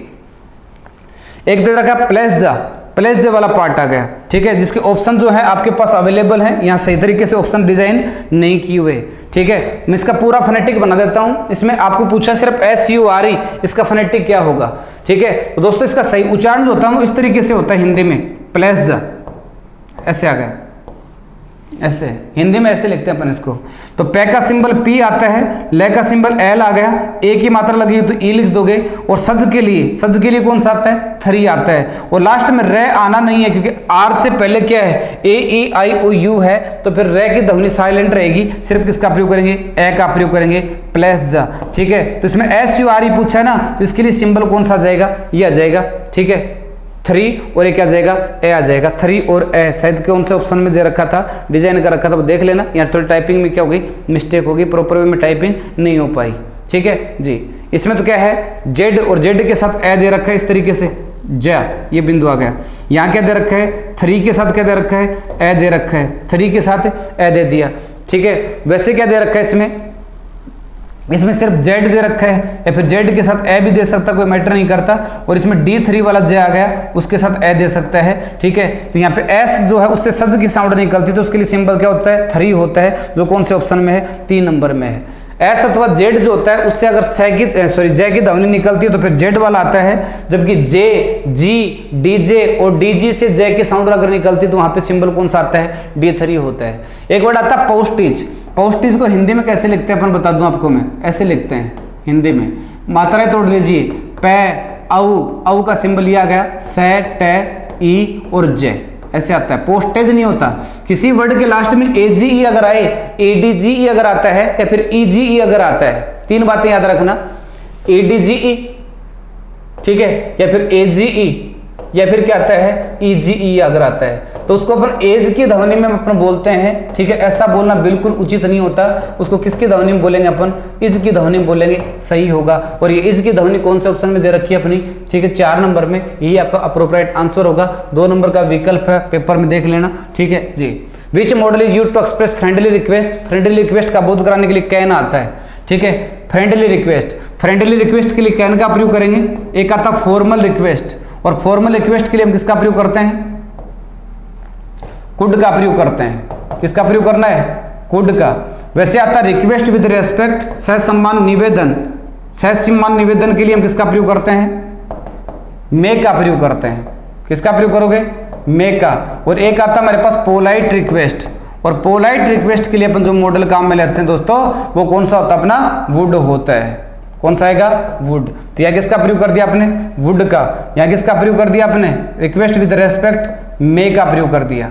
किसका प्रयोग हो गया, मे का प्रयोग हो गया, ठीक है जी। तो यहाँ पे फ्रेंडली रिक्वेस्ट है जिसके लिए किसका प्रयोग कर दिया, कैन का प्रयोग कर दिया। How many total number of glottal sound, glottal sound की संख्या एक ही होता है, जिसका सिंबल होता है वो क्या होता है, एच होता है। गले से जो बोली जाती है जिसको बोलते हैं है, जिससे बोलते तो गले में क्या होता है, वाइब्रेशन होता है। तो कौन सा जाएगा, 1 नंबर आ जाएगा।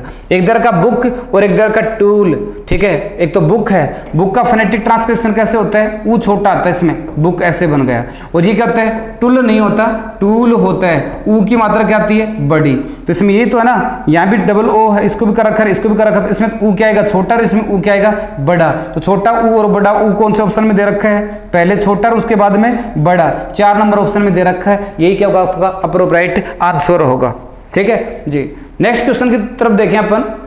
नेक्स्ट जो क्वेश्चन अपना कौन सा है, नेक्स्ट है ए डार्क हॉर्स, एक एडीएम है। डार्क हॉर्स का मतलब क्या होता है, what is the mean of dark horse, an unlucky person. एक दे रखा है एन इनकॉम्पिटेंट विनर, एक horse which colour is black, और एक दे रखा है एन इलिटरेट पर्सन। ये तो क्या गया, निरक्षर व्यक्ति, ये अशुभ व्यक्ति। अशुभ व्यक्ति के लिए जो ईडीएम आती है वो आती है ए ब्लैक शीप। कौन सी आती है, ए ब्लैक शीप, ठीक है। अनफॉर्चुनेट पर्सन होता है ना, जो सुबह सुबह बोलते हैं इस प्रकार से बोलते हैं कि सुबह सुबह पता नहीं किसको देखा, खाना तक नसीब नहीं हुआ, या फिर अपने गांव में अपने दैनिक जीवन में एक धारणा बनती भी उस आदमी को देख लेते हैं, तो इसका मतलब काम काज जो होते हैं वो सिद्ध नहीं होते, वो होता है ए ब्लैक शिप। एक ब्लैक शिप का मतलब ये नहीं ईडीएम के रूप में एक भेड़ जिसका कलर क्या है, ब्लैक है, नहीं। ए ब्लैक शिप का मतलब होता है एन अनलकी पर्सन, अशुभ व्यक्ति होता है। एक होता है an incompetent winner.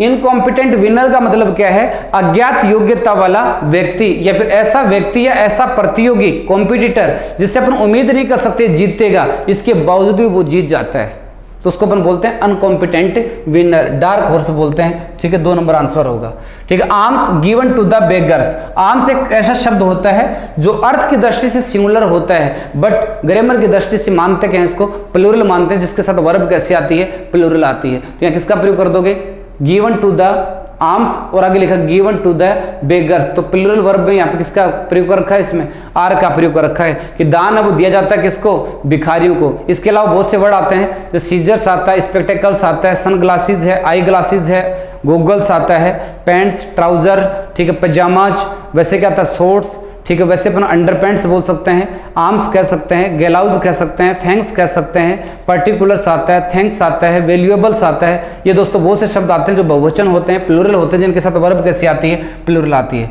Which of one of the following linking devices expresses comparison, निम्नलिखित में कौन सी डिवाइस ऐसी जो कंपैरिजन का बोध करा रही है।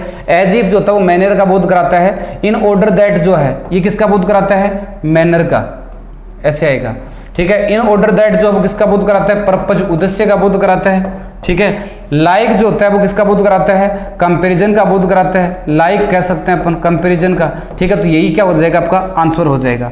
हर hair curly and attractive in those days, hair शब्द जो होता है ना उसके साथ वर्ब अपन सिंगुलर भी लगाते हैं और वर्ब प्लूरल भी लगाते हैं। अर्थात हेयर के बारे में अपन कह सकते हैं कि हेयर के बारे में अपन कह सकते हैं कि हेयर जो शब्द होता है वो क्या है, काउंटेबल और अनकाउंटेबल दोनों नाउन के रूप में प्रयुक्त हो सकता है। जब सभी बालों का अपन जिक्र करते हैं तो हेयर कैसा नाउन होगा, अनकाउंटेबल नाउन, जहां वर्ब कैसे लेगा, सिंगुलर। और जब बालों की अपन गिनती करें, एक से अधिक बाल होने का बोध अगर हो तो ऐसी स्थिति में हेयर जो शब्द होता है वो क्या होता है, काउंटेबल होता है। तो एक से अधिक बाल होने का बोध होने पर इसका बहुवचन भी बनेगा और वर्ब भी कैसी आएगी, प्लूरल आएगी। तो देखो यहाँ पे हेयर, हर हेयर उसके जो बाल हैं वो घुंघराले हैं और क्या है, अट्रैक्टिव हैं। ठीक है, कब, इन दोज डेज, उन दिनों में। दीज डेज नहीं, इन दिनों की बात नहीं है। दीज की पास्ट फॉर्म क्या होती है, दोज होती है। दिस की पास्ट फॉर्म क्या होती है, दैट होती है। तो यहाँ पे देखिए दोज से पता चला कि वाक्य में टेंस कौन सा है, पास्ट है। तो और पास्ट तो यहाँ पे किसका प्रयोग कर दोगे, वोज का प्रयोग कर दोगे। ठीक है, वर्ब सिंगुलर आएगी, वोज का प्रयोग कर देंगे। नेक्स्ट क्वेश्चन की ओर आगे बढ़ते हैं अपन। नेक्स्ट क्वेश्चन हमारा क्या दे रखा है, which one of the following is not the principle of grouping, कि निम्नलिखित में कौन सा बिंदु जो ग्रुपिंग का भाग नहीं है, इंसेंटिव नहीं है सब। ठीक है, ग्रुपिंग जो होती है वो 4 प्रकार की होती है, फोनेटिक ग्रुपिंग, दूसरा आता है लेक्सिकल ग्रुपिंग, एक आता है सिमेंटिक ग्रुपिंग और एक आता है ग्रामेटिकल ग्रुपिंग। ठीक है, तो इसमें दे रखा है सिमेंटिक दे रखा है, लेक्सिकल दे रखा है, फोनेटिक दे रखा है। इंसेंटिव क्या है, एक टेक्निक है जो मोटिवेशन को डेवलप करने के लिए काम में ली जाती है। ठीक है, which one of the following is not the challenge of teaching English in India, निम्न में कौन सा बिंदु ऐसा है जो अंग्रेजी शिक्षण के प्रति भारत में क्या नहीं है, एक चैलेंज नहीं है। एक तो ओवर क्राउडेड क्लासरूम। ठीक है, एनसीईआरटी के नियमों में अपन देखते हैं तो टीचर और स्टूडेंट का रेशियो कितना होता है, 120, एक क्या बोल सकते हैं 130, और मैक्सिमम क्या होता है 140 होता है। और अपने इंडिया में अपन देखें तो काफी भीड़ वाली कक्षाएं चलती हैं जो अपने आप में एक समस्या है। दूसरा, lack of audio visual aids, कोई भी टीचिंग जो होती है वो इंटरेस्टिंग बनती है, वो ऑडियो विजुअल एड्स की यूज करने से बनती है। ठीक है, ऑडियो विजुअल एड्स की यूज करने से बनती है। ठीक है, और इसमें की कमी है, बिल्कुल सही बात है। और एक मोटिवेट नहीं करते, क्योंकि मोटिवेशन है वो क्या है, सुपर हाईवे ऑफ लर्निंग, अधिगम का सबसे बड़ा राजमार्ग है। ठीक है, टीचिंग लर्निंग प्रोसेस की आत्मा हम किसको बोल सकते हैं, अपन मोटिवेशन को बोल सकते हैं। और अपने सिलेबस में या अपने कक्षा संगठन के अंतर्गत बच्चे जो उनको प्रॉपर वे में मोटिवेट नहीं किया जाता। ठीक है, ये अपने आप में क्या अंग्रेजी शिक्षण के प्रति समस्या है। तो इसमें देखें लैक ऑफ व्हीकल्स, हालांकि ये भी अपने आप में प्रॉब्लम है, लेकिन ज्यादा करीब अपन देखें इसके आंसर कौन सा होगा, यही होगा कि व्हीकल की इतनी प्रॉब्लम नहीं जितनी मेजर प्रॉब्लम कौन कौन सी हैं, मोटिवेशन की, भीड़ भाड़ वाली कक्षाओं की, और ऑडियो विजुअल एड्स जो उनके प्रयोग की। ठीक है जी दोस्तों, जय हिंद जय भारत। चुंडावत सर्वदारस्य रावल रतन सिंहस्य विवाह हाडावती राजकुमार्या सह अभवत। चुंडावत सरदार राजा या रावल रतन सिंह का विवाह हाडावती राजकुमारी के साथ हुआ। तस्य विवाह से द्वितीय तृतीय वा दिवसे महाराणा राज सिंह से संदेश आगते यत शीघ्रम एव अवरंगजेबेन सह युद्ध करणीय। तस्य विवाह से द्वितीय तृतीय दिवसे वा, उसके विवाह के दूसरे तीसरे दिवस में ही जो है महाराणा राज सिंह का संदेश आया यत की शीघ्रम एवं शीघ्र ही औरंगजेबेन सह, औरंगजेब के साथ क्या करना चाहिए, युद्ध करना चाहिए।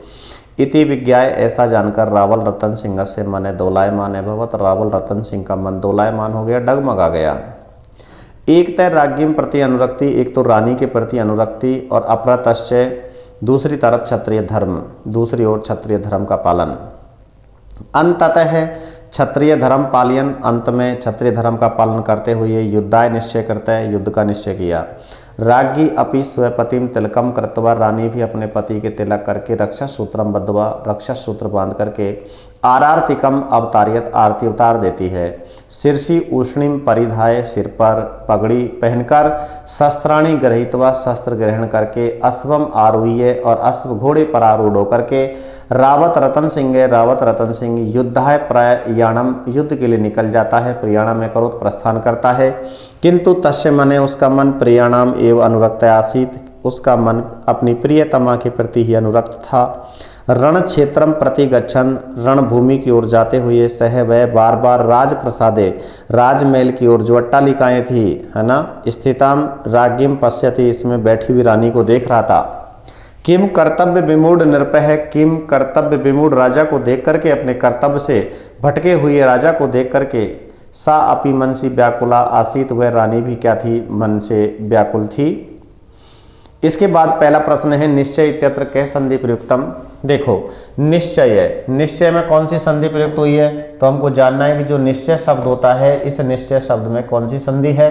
तो हमको पढ़ना है निस, और निस प्लस क्या पढ़ना है, चय है, ये पढ़ना है। तो बराबर निश्चय में कौन सी संधि हो गई, इष्टुप संधि हो गई।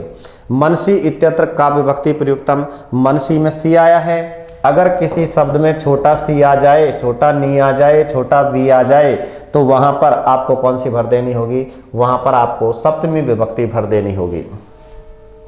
अगला प्रश्न है कि प्रत्यय रहित उदाहरणम अस्ति, प्रत्यय रहित उदाहरण है। देखो इसमें तो कौन बन जाएगा तुम्हारा, क्रि प्लस कत्वा बन जाएगा, इसमें क्रि प्लस कत बन जाएगा, और विज्ञाय में वि प्लस ज्ञा प्लस लप बन जाएगा, लेकिन इसमें कोई भी प्रत्यय नहीं है, तो राइट आंसर क्या हो जाएगा, यही हो जाएगा, रावत में कोई भी प्रत्यय नहीं है। अगला सवाल है अभवत इति पदम लट लकारे। अभवत भूतकाल का है, लट लकार में बदलोगे तो अपने ही पुरुष अपने ही वचन में क्या बन जाएगा, लट लकार में भवति। किम कर्तव्य विमूढ़ निरुपम दृष्टवा सापि मनसी व्याकुला आसीत। किम कर्तव्य विमूढ़, राजा को देख करके वह भी मन से व्याकुल थी यथा थी, है ना। और वाक्य अस्मिन, इस वाक्य में अव्यय पद कौन सा है, तो ये दृष्टवाव्य पद है, क्योंकि अगर कहीं भी ये कत्वा प्रत्यय का प्रयोग हो जाए या ल्यप प्रत्यय का प्रयोग हो जाए या फिर यहाँ पे तुमन प्रत्यय का प्रयोग हो जाए, तो वहां ध्यान रखना इन प्रत्ययों का प्रयोग होने पर शब्द जो है अव्यय बन जाता है। तो यहाँ पर कत्वा कहाँ है, ये इसका उत्तर हो जाएगा। अव्यय भाव समास से उदाहरणम नास्ति, अस्ति नहीं नास्ति, अव्यय भाव समास का उदाहरण नहीं है। हमने एक सूत्र पढ़ा है नदी भिश्चय, और ये नदी भिश्चय सूत्र ये कहता है कि यदि नदीवाचक शब्दों के साथ कोई संख्या प्रयुक्त हो जाए तो वहां पर अव्यय भाव समास बनता है। तो देखो पंचगंगम में गंगा के साथ पंच आ गया, दिव्य यमुनम में यमुना के साथ दिव्य आ गया, षड अमेजनम में अमेजन के साथ षड आ गया।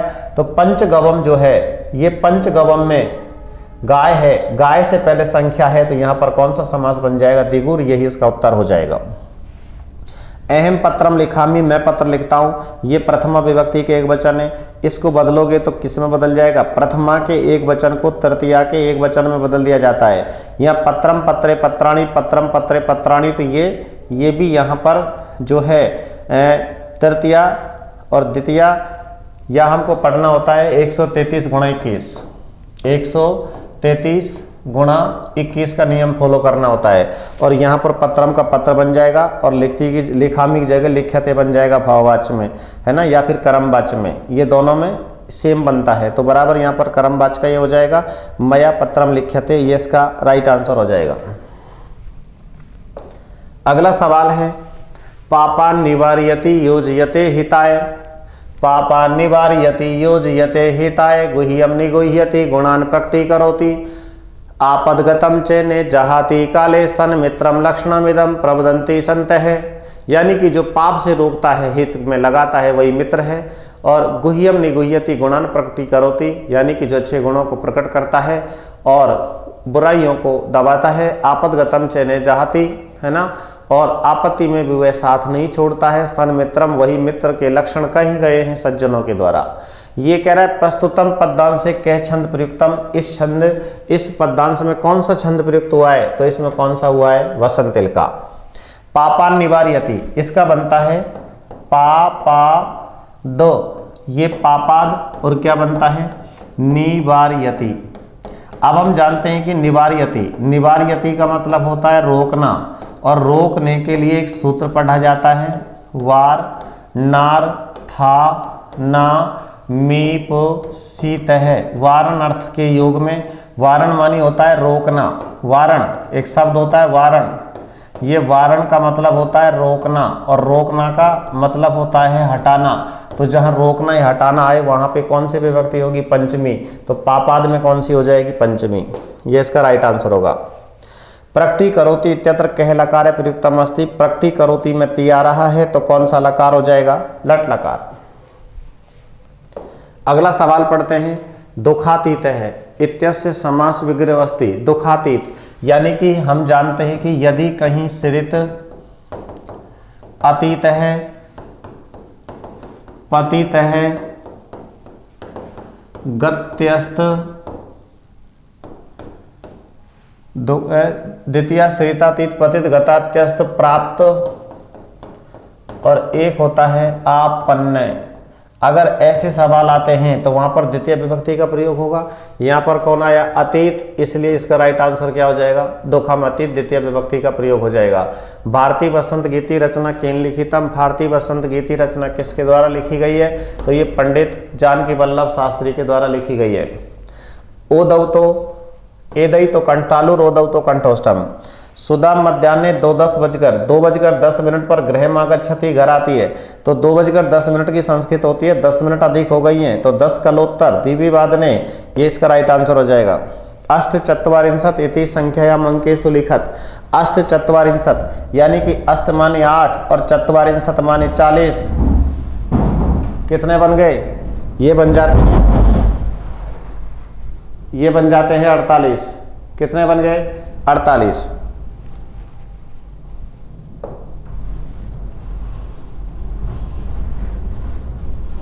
इसके बाद फिर पढ़ते हैं समकालिक सांस्कृतिक वातावरणम दृष्ट्वा ज्ञानस्य।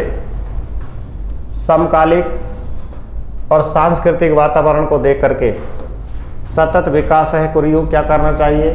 सतत विकास करना चाहिए। बालक है गीत गानम कथा गानम इत्यादि कार्यम करोति, यानी कि बालक गीत गान करता है, बालक कथा गान करता है, आदि कार्य करता है। अध्यापकेन तम बालकम प्रति, अध्यापक को उस बालक को अध्यापकेन तम बालकम प्रति, अध्यापक को उस बालक के प्रति क्या करना चाहिए? प्रोत्साहित करना चाहिए। पाठ्य पुस्तका नाम वैशिष्ट्यम नास्ति, पाठ्य पुस्तकों की विशेषता नहीं है। पाठ्य पुस्तकों की विशेषता सरलता का साधन होती हैं, बिल्कुल होती हैं। नवीनता का साधन होती हैं, बिल्कुल होती हैं। रोचकता का साधन होती हैं, बिल्कुल होती हैं। इसलिए नीरसता का साधन नहीं होती हैं। सहजेन पाठ बोधनाएं, सहजता से पाठ को जानना, और पाठम प्रति छात्राणाम उन्मुखीकरणाएं, पाठ के प्रति छात्रों को उन्मुख करने के लिए प्रत्येक पाठस्य आदौ, प्रत्येक पाठ के प्रारंभ में तत् पाठ से परिचायकम, उस पाठ के परिचायक और सार गर्भित विवरण को दिया जाता है। इसलिए यहाँ पर क्या जाएगा? तत् पाठ से परिचायकम। अगला प्रश्न पढ़ा जाता है भाषण से मुख्य आधार भवति, भाषण का मुख्य आधार होता है। तो भाषण का मुख्य आधार कौन होता है? उच्चारण की स्पष्टता। यहाँ पर लिखा हुआ है उच्चारण से, और ये ए लगा हुआ है अस्पष्टता, इसने उत्तर गलत कर दिया अस्पष्टता ने। हर वर्टीय पंचपदी विधिषु अंतिम सोपानम किम, हर वर्टीय पंचपदी का अंतिम सोपान कौन सा है? प्रयोग, प्रस्तावना, प्रस्तुतिकरण, तुलना और सामान्यकरण और प्रयोग आ जाता है। मॉन्टेसरी महोदया लेखन शिक्षण है। मॉन्टेसरी महोदया कहती है कि बालक को लेखन शिक्षण करवाते समय तीनों बातों पर ध्यान देना चाहिए, उसके नेत्रों पर, उसके कर्णों पर, उसके हाथों पर, और अर्थात उत्तर कौन आ जाएगा? सर्वे। इसलिए इसका राइट आंसर सर्वे होगा। सस्वर पठनम आवश्यकम भवति, सस्वर पठन करना आवश्यक होता है। तो सस्वर पाठ करना जो आवश्यक होता है वो किसके लिए होता है? शुद्धोच्चारणम, इसके लिए आवश्यक होता है। इसके बाद फिर पढ़ते हैं कि लिखित परीक्षायाम प्रश्ना भवन्ति, लिखित परीक्षा में जो प्रश्न होते हैं वस्तुनिष्ठ भी होते हैं, लघुत्रात्मक भी होते हैं, निबंधात्मक भी होते हैं, और सर्वे इसका आंसर हो जाएगा। संस्कृत अध्यापनाय भंडारकर महाभागानुसारम का पद्धति उपयुज्यता, संस्कृत अध्यापन के लिए भंडारकर महोदय के द्वारा कौन सी विधि उपयुक्त की गई थी? तो बराबर कौन सी आएगी? व्याकरण अनुवाद पद्धति। कक्षा अध्यापन से विविधा साधनेषु प्रमुख साधनम भवति, कक्षा अध्यापन के विविध साधनों में से प्रमुख साधन होता है, तो उत्तर कौन आ जाएगा? पाठ्य पुस्तक। 1961 ईस्वी वर्ष में राष्ट्रीय शैक्षिक अनुसंधान एवं प्रशिक्षण परिषद की क्या की गई थी? स्थापना की गई थी 1961 में। अगला सवाल पढ़ा जाता है कि मौन पाठनम भवति, मौन पाठन होता है। मौन पाठन कितने प्रकार का होता है? तो हमको यहाँ पे जानना चाहिए कि मौन पाठन 2 प्रकार का होता है। अच्छा, इस विषय में हम स्पष्टीकरण भी देना चाहेंगे कि गंभीर और ये द्रुत पाठन 2 प्रकार का होता है। यानी कि हम यहाँ पर यदि मौन पाठन की बात करते हैं तो मौन पाठन को हम 2 प्रकार का पढ़ेंगे। एक तो पढ़ेंगे गंभीर मौन वाचन, और एक दूसरा पढ़ेंगे द्रुत मौन वाचन। ये गंभीर और ये जो द्रुत मौन वाचन आप देख रहे हैं, तो गंभीर को ही गहन कहते हैं, चाहे ये पठन की प्रकृति के अनुसार हो, है ना। गंभीर को ही क्या कहते हैं? गहन कहते हैं। गहन मानी गहरा या गंभीर, और एक द्रुत पठन हो गया।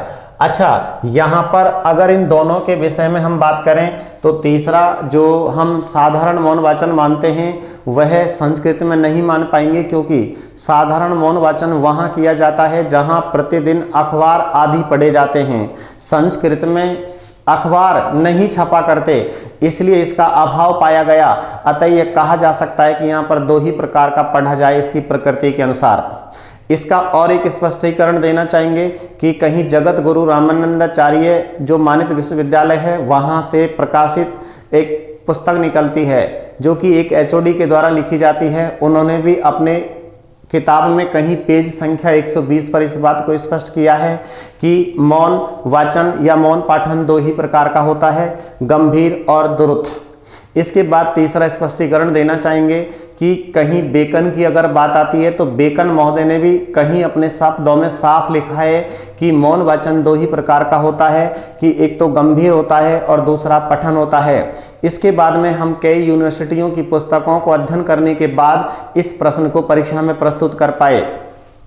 अगला सवाल हम पढ़ते हैं कि मौखिक विधेय अन्य नाम अस्ति, कि जो मौखिक विधि होती है उस मौखिक विधि का अन्य नाम कौन सा है। तो मौखिक विधि को हम व्यक्तिगत विधि शिक्षण भी कहते हैं, वार्तालाप विधि भी कहते हैं, संवाद विधि, यानी कि व्यक्तिगत शिक्षण विधि भी कहते हैं, वार्तालाप विधि भी कहते हैं, संवाद विधि भी कहते हैं। और ये राइट आंसर क्या हो जाएगा, सर्वे। संस्कृत भाषा कौशलेषु अंतिम कौशल है कस्य कौशलस्य आधारे भवति। संस्कृत भाषा कौशलों में अंतिम कौशल किस कौशल का मूलाधार होता है। तो देखिएगा राइट आंसर आएगा न किमपि, समझिएगा L S R और ये W। यदि प्रश्न होता कि S का मूलाधार कौन होता है तो L, R का मूलाधार कौन होता है तो S, W का मूलाधार होता है तो R। अब ये प्रश्न कह रहा है संस्कृत भाषा कौशलों में जो अंतिम कौशल होता है उस अंतिम कौशल कस्य कौशलस्य आधारे भवति। अंतिम कौशल किस कौशल का आधार होता है, बराबर ये W जो है ये W किस कौशल का आधार है, बराबर 5वें नंबर का कोई भी कौशल नहीं होता, इसलिए W कौशल किसी भी कौशल का मूलाधार नहीं होता। तो दोस्तों मैथ्स के पेपर के सॉल्यूशन के बारे में चर्चा करते हैं। यदि महत्तम समापवर्ते 1,8 बराबर 4 और लघुत्तम समापवर्तक आपके पास में दे रखा है 1,8 का 4, ठीक है। तो देखो मैं से दे रखा है आपको HCF दे रखा है और LCM दे रखा है, लेकिन दे रखा आपको A और 8 का है। तो अपन जानते हैं कि दो संख्याओं का गुणनफल, दो संख्याओं का गुणनफल पहली संख्या इंटू दूसरी संख्या, पहली संख्या इंटू दूसरी संख्या बराबर होता है उनका लघुत्तम समापवर्ते इंटू महत्तम समापवर्तक, ठीक है। तो देखिएगा पहली संख्या आपको दे रखी है A और दूसरी संख्या आपको दे रखी है 8, उनका LCM आपको दे रखा है 24 और HCF आपको दे रखा है कितना 4। 8 का भाग आप अगर 24 में देंगे तो 3 बार जाएगा, A बराबर कितना आ जाएगा आपके पास में 12 आ जाएंगे, ठीक है। तो बताइएगा A का मान कितना होगा 12 होगा। सरल कीजिएगा, देखो इस प्रकार से यहाँ पे बार कोष्टक लगा रखा है, ठीक है। और बार कोष्टक की प्रॉपर्टी ये होती है कि ये हमेशा पहले सोल्व होता है, ठीक है। और पहले सोल्व होता है तो बताइएगा अगर 13 में से अगर 7 घटाऊंगा तो 6 बचेगा और 6 बचेगा तो आप लिखेंगे -9 और माइनस में ब्रैकेट स्टार्ट हो गया, ठीक है। माइनस का 8 है आपके पास में प्लस से 24 में यदि इसकी वैल्यू आपके पास में 6 आएगी, 24 में 6 का भाग दोगे तो कितना आएगा 4 आएगा, ठीक है। एटलीस्ट मेरे पास में माइनस का 9, माइनस बाहर है ही, 8 और 4 का अंतर कितना होगा 4 होगा, लेकिन चिन्ह माइनस का आएगा तो ये माइनस का 4 ले लिया मैंने, ठीक है। देखो ये माइनस का 9 प्लस का 4 हो गया, मल्टीप्लाई हो गए, एटलीस्ट माइनस का कितना आ गया 5, ठीक है। तो इस प्रकार से इस क्वेश्चन का आंसर कितना होगा -5। गुणनफल में इकाई का अंक ज्ञात करना है। देखो यहां जब आपको इकाई का अंक ज्ञात करना होता है तो घात में 4 का भाग देते हैं। 167 में यदि 4 का भाग दूंगा तो देखिएगा 4 का भाग 167 में देंगे तो 167 में नहीं देना होता आपको, लास्ट के 2 अंकों में 4 का भाग दे लो, जितना शेषफल बचेगा उतना ही शेषफल पूरी संख्या में भाग देने पर बचेगा। तो कहने का मतलब 67 में यदि 4 का भाग लगा दूं तो बताइएगा 4 का भाग एक बार पूरा जाता है, 2 बचता है 27 में, 4 6 24 होता होता है 2 बचता है, कितना बचता है 2 सेस्पल बचता है, ठीक है 3 सेस्पल बचता है आपके पास में, और 3 यदि सेस्पल बचता है यहाँ से तो 3 ही घात लगा दो आप, ठीक है, और 3 घात लगाओगे तो 3 की पावर 3 की वैल्यू कितनी होगी 27 होगी, और एटलीस्ट हमें इकाई का अंक कितना मिलेगा 7 मिलेगा, जो कि सेकंड ऑप्शन में है। इस प्रकार से घात में E4 का भाग देते हैं और प्राप्त शेषफल को ही संख्या की घात बना देते हैं। दो संख्याओं का अंतर तथा गुणनफल क्रमशः इतना है, मतलब दो संख्याओं का अंतर, संख्याएं मान लेता हूं a और b का अंतर तो आपके पास में कितना दे रखा है 5, और a और b का गुणनफल कितना दे रखा है आपको 36 दे रखा है। आपको कह रखा है व्युत्क्रमों का अंतर ज्ञात कीजिएगा। व्युत्क्रमों का अंतर ज्ञात करना है तो हमारे पास में संख्याओं का व्युत्क्रम 1/b माइनस 1/a हो जाएगा। देखिएगा हम चाहते हैं एलसीएम लेना ab, b का भाग लगाओगे तो a बचेगा, a का भाग लगाओगे तो b, a माइनस b आपके पास में 5 है और a गुणा b 36 है। एटलीस्ट आपके पास में वैल्यू आ गई 5/, कितनी 36, जो कि फोर्थ ऑप्शन में है, ठीक है। अंतर दे रखा है और गुणनफल दे रखा है तो व्युत्क्रमों का अंतर पूछा है आपको, व्युत्क्रमों का अंतर हो जाएगा a माइनस b/ab, ठीक है।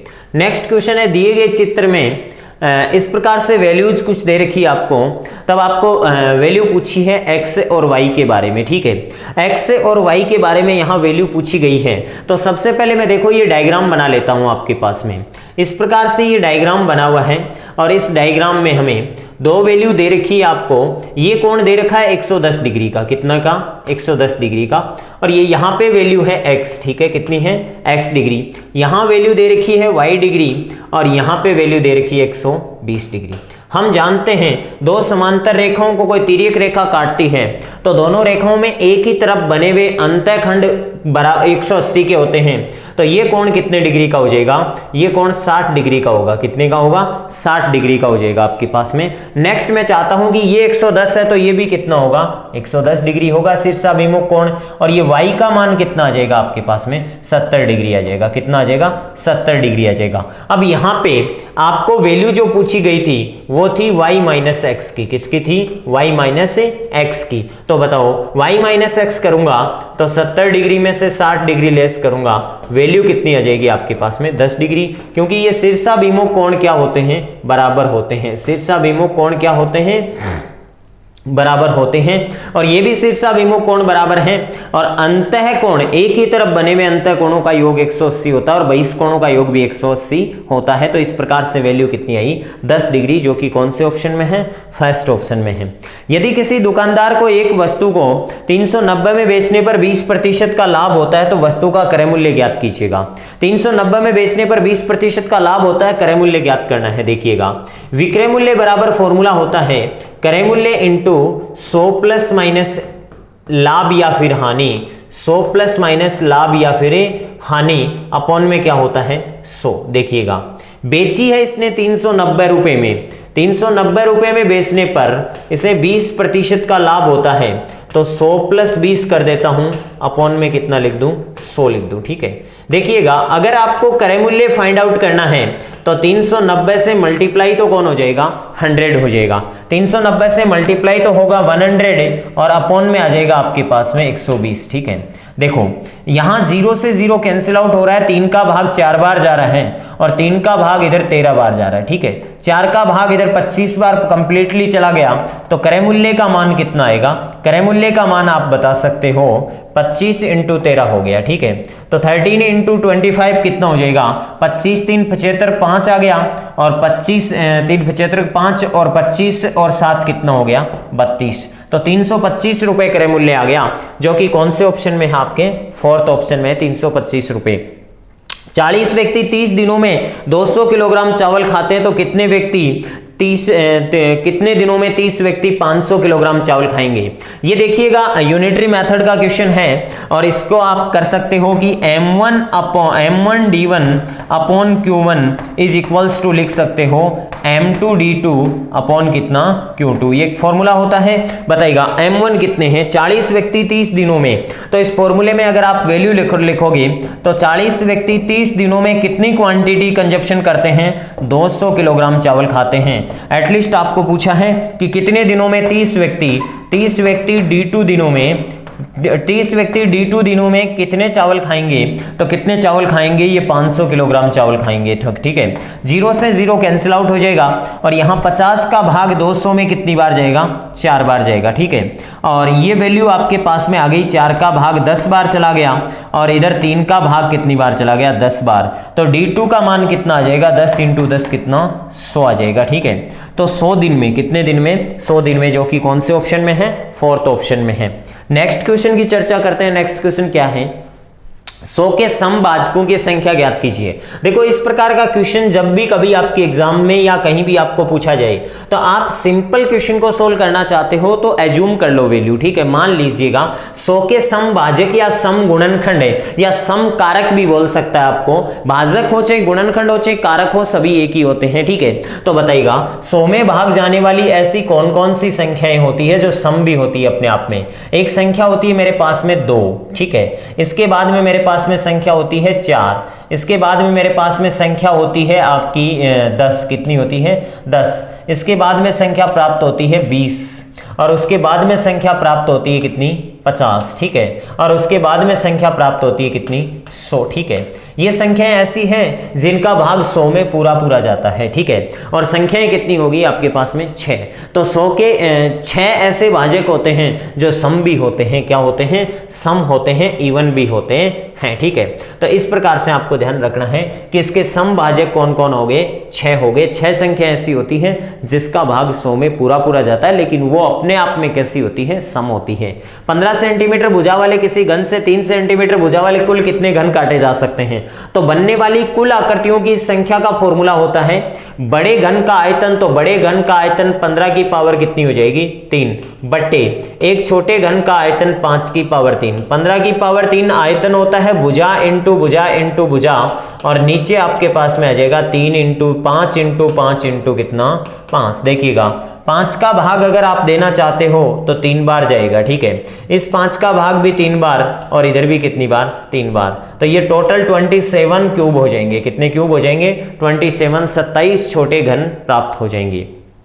ठीक है, तो इस प्रकार से अपन क्वेश्चन को क्या कर सकते हैं, लेकिन देखिएगा यहां 3 सेंटीमीटर भुजा दे रखी है और 3 सेंटीमीटर भुजा दे रखी है, तो यहां पे हमें जो 5 सेंटीमीटर मान के चले हैं उसकी जगह 3 सेंटीमीटर मान के चलनी पड़ेगी। और 3 सेंटीमीटर मान के चलोगे तो 3 सेंटीमीटर का भाग 5 बार जाएगा, इधर भी 5 बार और इधर भी 5 बार। तो एटलीस्ट ये जो वैल्यू प्राप्त होगी 3 सेंटीमीटर से वो आएगी 5 की पावर 3। कितनी, 5 की पावर 3 बराबर कितना हो जाएगा, 125 छोटे क्यूब हो जाएंगे, जो कि कौन से ऑप्शन में है, 3rd ऑप्शन में। छोटे घन की भुजा 3 सेंटीमीटर है, 3 सेंटीमीटर है तो बड़े घन में 5 बार डिवाइड हो रही है, तो 5 घन हो जाएंगे लंबाई, चौड़ाई और ऊंचाई के अनुदिश। और इस प्रकार से जो फिगर बनेगा उसमें टोटल 125 125 छोटे घन होंगे।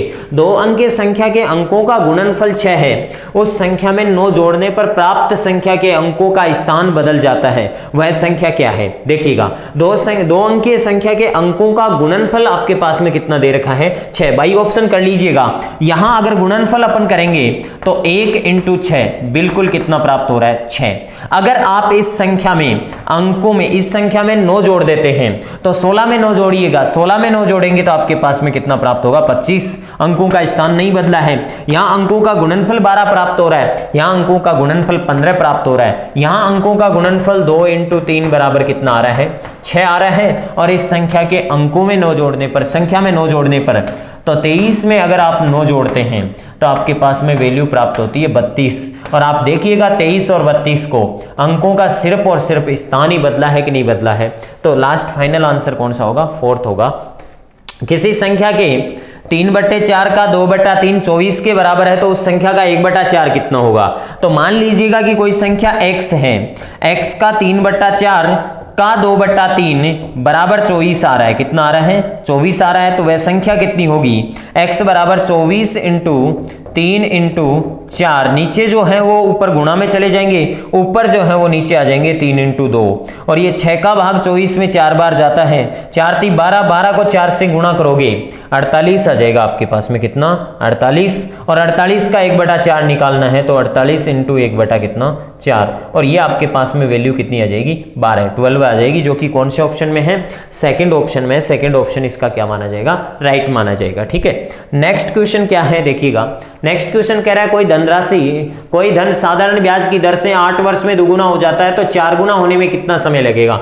देखो इसका एक शॉर्ट मेथड अपनाते हैं अपन कि कितने गुना हो जाता है वो चीज लिख ली जाती है, इसके बाद में ब्याज बीच में लिखा जाता है, और उसके बाद में लास्ट में या तो दर या समय। ठीक है, एक चीज कॉमन रहती है, कोई धन साधारण ब्याज की किसी दर से 8 वर्ष में दोगुना हो जाता है तो 8 वर्ष में ये धन कितने गुना हो रहा है, 2 गुना हो रहा है। फिर अगला पूछ रहा है 4 गुना होने में कितना समय लेगा, 4 गुना होने में, तो 8 वर्ष में 2 गुना हो रहा है तो ब्याज कितना हो रहा है 1। ठीक है, दोगुनी राशि हो जाती है तो 1 उसमें ब्याज जुड़ जाता है। ठीक है, अगर 4 गुना हो रही है तो 3 उसमें ब्याज जुड़ जाएगा, और क्रॉस मल्टीप्लाई कर दो आप तो। ठीक है, और क्रॉस मल्टीप्लाई जैसे ही करोगे आपको क्वेश्चन मार्क की वैल्यू आ जाएगी कितनी, 8 × 3 बराबर कितना, 24 वर्ष में। कितने वर्ष में, 24 वर्ष में स्वयं का कितने गुना हो जाएगा ये धनराशि, 4 गुना हो जाएगी। ठीक है, नेक्स्ट पूछ रहा है आपको कि 10 पूर्णांकों का औसत शून्य है तो कितने अधिकतम पूर्णांक ऋणात्मक होंगे। देखो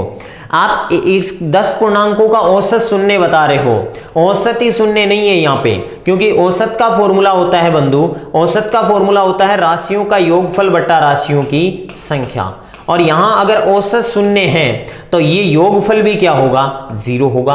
और ऐसे 10 पूर्णांक जिनका योग 0 होता है इनमें से 9 पूर्णांक ऋणात्मक अधिकतम ले सकते हो आप, एक धनात्मक पूर्णांक ले सकते हो, तो 9 ऋणात्मक पूर्णांकों का योग एक धनात्मक पूर्णांक के योग के बराबर हो जाए तो आप कह सकते हो कि प्लस माइनस कैंसिल आउट होकर 0 आ जाएगा और औसत भी 0 आ जाएगा। तो मैक्सिमम ऋणात्मक पूर्णांक कितने ले सकते हो, 9, और मैक्सिमम धनात्मक भी कितने ले सकते हो, 9 ले सकते हो। अधिकतम ऋणात्मक पूर्णांक पूछे इसमें। एक आयत का विकिरण 5 हो तो उसका क्षेत्रफल क्या होगा। देखो यहां एज्यूम करना पड़ता है, आयत का डायगोनल दे रखा है 5। ठीक है, आपको पता है आयत की लंबाई और चौड़ाई लंबवत होती है, लंबवत होती है तो विकिरण 5 कब आ सकता है, जब लंबाई 4 मानो और चौड़ाई 3 मानो, और लंबाई 4 और चौड़ाई 3 ये अगर आपने मान लिया तो क्षेत्रफल कितना आएगा, एरिया कितना आएगा, एरिया आपके पास में आ जाएगा 4 × कितना 3, 4 3 कितना हो जाएगा 12। ठीक है, और ये 12 स्क्वायर यूनिट आ जाएगा, और 12 स्क्वायर यूनिट का मतलब आपके पास में वैल्यू कितना आ रहा है कि ये 12 वर्ग इकाई कौन से ऑप्शन में है, फर्स्ट ऑप्शन में है। तो आयत का क्षेत्रफल आ जाएगा, विकिरण की लंबाई दे दे तो। ठीक है, आयता का एक देखो, एक बात आपको ये बोली कि एक आयत और एक वर्ग के परिमाप बराबर हैं। वर्ग का परिमाप 96 सेंटीमीटर है, आयत की चौड़ाई वर्ग की भुजा से 4 सेंटीमीटर कम है, तो आयत का क्षेत्रफल दोगुना किसके, आयत के क्षेत्रफल का दोगुना किसके बराबर होगा। देखो इस क्वेश्चन के बारे में अपन चर्चा करें तो इसमें बहुत सी जानकारी आपको दे रखी है, हर एक जानकारी का आपको यूज लेना पड़ेगा। ठीक है, एक आयत और एक वर्ग के परिमाप बराबर है, कोई बात नहीं है, आयत का जो परिमाप है वही वर्ग का परिमाप है। वर्ग का परिमाप 96 सेंटीमीटर है। देखिएगा वर्ग का परिमाप 96 सेंटीमीटर है तो 4a = 96 हो जाएगा आपके पास में। a का मान कितना आएगा आपके पास में, 96 में किसका भाग दे दो, 4 का। ठीक है, और a = आपके पास में कितना आ जाएगा, 4 दूनी 8, और ये हो गया आपके पास में 4 4 16, 24 सेंटीमीटर हो गया। ठीक है, वर्ग की भुजा आपके पास में 24 आ गई। आयत की चौड़ाई वर्ग की भुजा से 4 सेंटीमीटर कम है, आयत की चौड़ाई वर्ग की भुजा से 4 सेंटीमीटर कम है। ये लो, ये आयत है, इसकी चौड़ाई इसकी भुजा से 4 सेंटीमीटर कम है, तो मैं इसको मान लेता हूं कितनी है, 20 है। ये चौड़ाई कितनी है, 20 है, और लंबाई को कितना मान लेता हूं, x मान लेता हूं। आयत का परिमाप वर्ग के परिमाप के बराबर है, तो वर्ग का परिमाप 96 है, तो बताइएगा आयत का परिमाप 2 × लंबाई x प्लस चौड़ाई कितनी 20 बराबर कितना 96 हो गया। तो बताओ x प्लस 20 बराबर 96 में 2 का भाग करोगे, 2 का भाग कितनी बार जाएगा, 48 बार जाएगा, तो ये 48 हो गया। और अगर x की वैल्यू आपको निकालनी है तो कितना हो जाएगा, 28। x की वैल्यू कितनी आ जाएगी आपके पास में, 28 आ जाएगी। अभी देखिएगा आपको आयत का क्षेत्रफल निकालना है, तो आयत का क्षेत्रफल एरिया कितना होगा, आयत का एरिया आपके पास में आ जाएगा 28 × कितना 20, और देखो 28 दूने 56, 500 कितना आ गया 60। लेकिन ये कह रहा है आयत के क्षेत्रफल का दोगुना किसके बराबर है, दोगुना करना चाहते हो तो 560 का डबल कर दीजिएगा। ठीक है, हाँ जी, ये आ जाएगा 0, 6 दूनी 12, 5 दूनी 10 और 1 11, 1100 कितना आ गया, 20 आ गया, जो कि 1120 इस कौन से ऑप्शन में है, आपके थर्ड ऑप्शन में है। ठीक है, 560 आपका क्षेत्रफल आ गया, 560 का डबल करोगे तो 1100 कितना हो जाएगा, 20 हो जाएगा। ठीक है, इस प्रकार से मिक्स क्वेश्चन है एक। नेक्स्ट क्वेश्चन के बारे में चर्चा करना चाहते हैं। नेक्स्ट क्वेश्चन है, आधार अक्ष इकाई के साथ त्रिभुज का क्षेत्रफल भुजा एक्स इकाई के साथ वर्ग के क्षेत्रफल के बराबर है, तो त्रिभुज का शीर्ष लंब क्या होगा। देखो ये त्रिभुज है, इसका आधार x है और इसकी ऊंचाई क्या मान लूं, h मान लूं, और साथ ही आपको वर्ग दे रखा है जिसकी भुजा कितनी है, x है। वर्ग की भुजा कितनी है आपके पास में, x है। ठीक है, तो वर्ग के क्षेत्रफल के बराबर है, तो मैं कह सकता हूं त्रिभुज का क्षेत्रफल 1/2 इंटू आधार इंटू ऊंचाई लिख सकते हैं। तो आधार आपके पास में कितना है, x और ऊंचाई h है, बराबर हो जाएगा x गुणा x वर्ग का क्षेत्रफल। x से x कट जाएगा, h की वैल्यू चाहिए तो वो कितनी हो जाएगी, 2x। तो त्रिभुज की ऊंचाई आ जाएगी 2x, तो शीर्ष लंब कितना होगा, 2x। शीर्ष लंब बोल सकते हो या इसको ऊंचाई बोल सकते हो। सभी विषयों में सीमा द्वारा प्राप्त अंकों का योग 480 है, तो गणित में कितने प्राप्त किए ये बताएगा। गणित में डिग्री में कितने आ रहे हैं, 93 डिग्री, 93 आ रहे हैं 360 में से, 360 डिग्री में से, इंटू 480 में से कितने आएंगे ये बता दीजिएगा। 480 के डिग्री नहीं लगा सकते, 480 तो अंक है। ठीक है, हाँ जी, 0 से 0 कैंसिल आउट हो जाएगा। 12 का भाग 36 में कितनी बार, 3 बार, और 48 में कितनी बार, 4 बार। 3 का भाग देंगे तो कितनी बार जाएगा, 31 इंटू कितना, 4, और ये आ जाएगा आपके पास में 124। ठीक है, तो 124 अंक टोटल आ जाएंगे इसके गणित विषय में, फोर्थ ऑप्शन में है। नेक्स्ट क्वेश्चन की चर्चा करते हैं बंधु। मुकेश 5.5 किलोग्राम आम सुरेश से 4/3 किलोग्राम आम खरीदता है, बताएगा मुकेश ने सुरेश से कितने अधिक खरीदे। मुकेश ने सुरेश से कितना अधिक खरीदा, तो 5.5 किलो में से 3 सही 4/3 घटाना है। ठीक है, देखो 5 दूनी 10 हो जाएगा और 1 कितना हो जाएगा, 11/2 हो जाएगा, माइनस 3 3 9 और 4 कितना हो गया, 13/3। एलसीएम कितना ले लूंगा, 6। 2 का भाग 3 बार 33 आ गया, माइनस 3 का भाग 13 दूनी कितना, 26। एटलीस्ट मेरे पास में वैल्यू जो आ रही है वो कितनी आ गई, 7/6 किलोग्राम। और 7/6 किलोग्राम को ऐसे भी लिखा जा सकता है 1 सही 1/6 किलोग्राम। और 1 सही 1/6 किलोग्राम कौन से ऑप्शन में है, फर्स्ट ऑप्शन में है। 17 की पावर 200 को 18 से विभाजित किया जाए तो रिमाइंडर क्या आएगा। देखो रिमाइंडर का क्या कंसेप्ट है, 17 की पावर 200 को अगर आप डिवाइड कर रहे हो 18 से तो बार बार -1 रिमाइंडर बचेगा। 17 में 18 का भाग देते हैं तो माइनस का 1 रिमाइंडर बचता है, और माइनस के 1 की पावर 200/18, माइनस के 1 का मान पावर सम है तो 1 ही मान आएगा, 1/18। इट मीन्स रिमाइंडर कितना बचेगा, 1 ही बचेगा। रिमाइंडर कितना बचेगा, 1 ही बचेगा शेषफल, तो 1 फर्स्ट ऑप्शन में है, राइट माना जाएगा। किसी संख्या को 136 से भाग देने पर शेषफल 36 प्राप्त होता है, उस संख्या को 17 से भाग देने पर कितना प्राप्त होगा। ठीक है, शेषफल कितना प्राप्त होगा, तो देखो 136 से भाग दे रहे हो किसी संख्या को, 136 से भाग दे रहे हो तो रिमाइंडर कितना आ रहा है आपके पास में, 36 आ रहा है। रिमाइंडर कितना आ रहा है, 36। और कह रहा है कि उसी संख्या को 17 से भाग दिया जाए, उसी संख्या को 17 से भाग दिया जाए तो रिमाइंडर कितना बचेगा।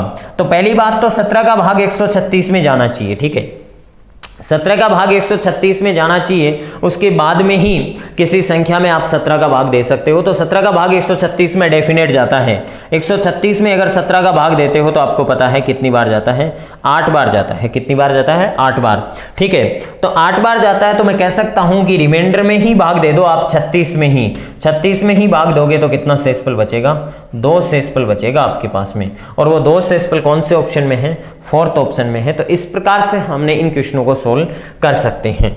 नेक्स्ट आपके पास में क्वेश्चन क्या है कि एनसीएफ 2005 के अनुसार गणित के बारे में सत्य कथन क्या है। गणित के बारे में सत्य कथन चेक करना है आपको। गणित कथन का संभारण व अनुप्रयोग करता है, बिल्कुल संभारण व अनुप्रयोग करता है, ये क्या होता है, सत्य होता है। पैटर्न व संबंधों का विकास नहीं है, बिल्कुल इसमें पैटर्न और संबंधों का विकास है, ये क्या हो जाएगा, असत्य। तो सेकंड ऑप्शन किसी भी ऑप्शन में नहीं होना चाहिए। इट मींस हमारे पास में कौन सा होगा, फोर्थ सही होगा। समस्या समाधान विधि है, एक अनुप्रायोगिक विज्ञान है, संक्षिप्तीकरण और संकेतात्मक प्रस्तुतिकरण होता है, बिल्कुल सही बातें हैं। तो इसका राइट आंसर कौन सा माना जाएगा? फोर्थ माना जाएगा। नेक्स्ट क्वेश्चन आपको क्या कह रहा है? प्राथमिक स्तर पर विद्यार्थियों के लिए व्यवहारिक उपकरणों का पर्याप्त महत्व है क्योंकि ये उन्हें बहुत मदद करते हैं मानसिक व मौखिक परिकलन की गति बढ़ाने के लिए। बिल्कुल सही है, इसका राइट आंसर कौन सा होगा? फर्स्ट होगा। नेक्स्ट क्वेश्चन आपको क्या कह रहा है देखिएगा कि मूल्यांकन के संदर्भ में कहा गया यह कथन किसका? बालक ने कितना ज्ञान अर्जित किया है तथा कितना अभी और करना है, उसके व्यवहार में कितना संशोधन हुआ है और कितना संशोधन होना शेष है। यह कथन किसका है? Doctor B.S. ब्लूम का यह कथन है। किसका है? Doctor B.S. ब्लूम का यह कथन है कि कक्ष में गणितीय भाषा के निपुणता के निम्नतम क्रम में से समस्याओं को प्रदर्शित करने के लिए बढ़ाया जा सकता है। क्या बढ़ाया जा सकता है? प्रतीकात्मक भाषा, गणितीय समस्या समाधान की भाषा, गणितीयकरण की स्थिति और रोजमर्रा की भाषा नहीं हो सकता। नेक्स्ट आपको कह रहा है रोजमर्रा की भाषा, गणित की स्थिति, प्रतीकात्मक, ये भी गलत है। गणितीय समस्या समाधान की भाषा, गणितीय स्थितीकरण की भाषा, प्रतीकात्मक भाषा और रोजमर्रा की भाषा, ये भी गलत है। रोजमर्रा की भाषा, गणित की स्थिति भाषा, गणितीय समस्या समाधान की भाषा और प्रतीकात्मक भाषा। तो इसका राइट आंसर कौन सा माना जाएगा?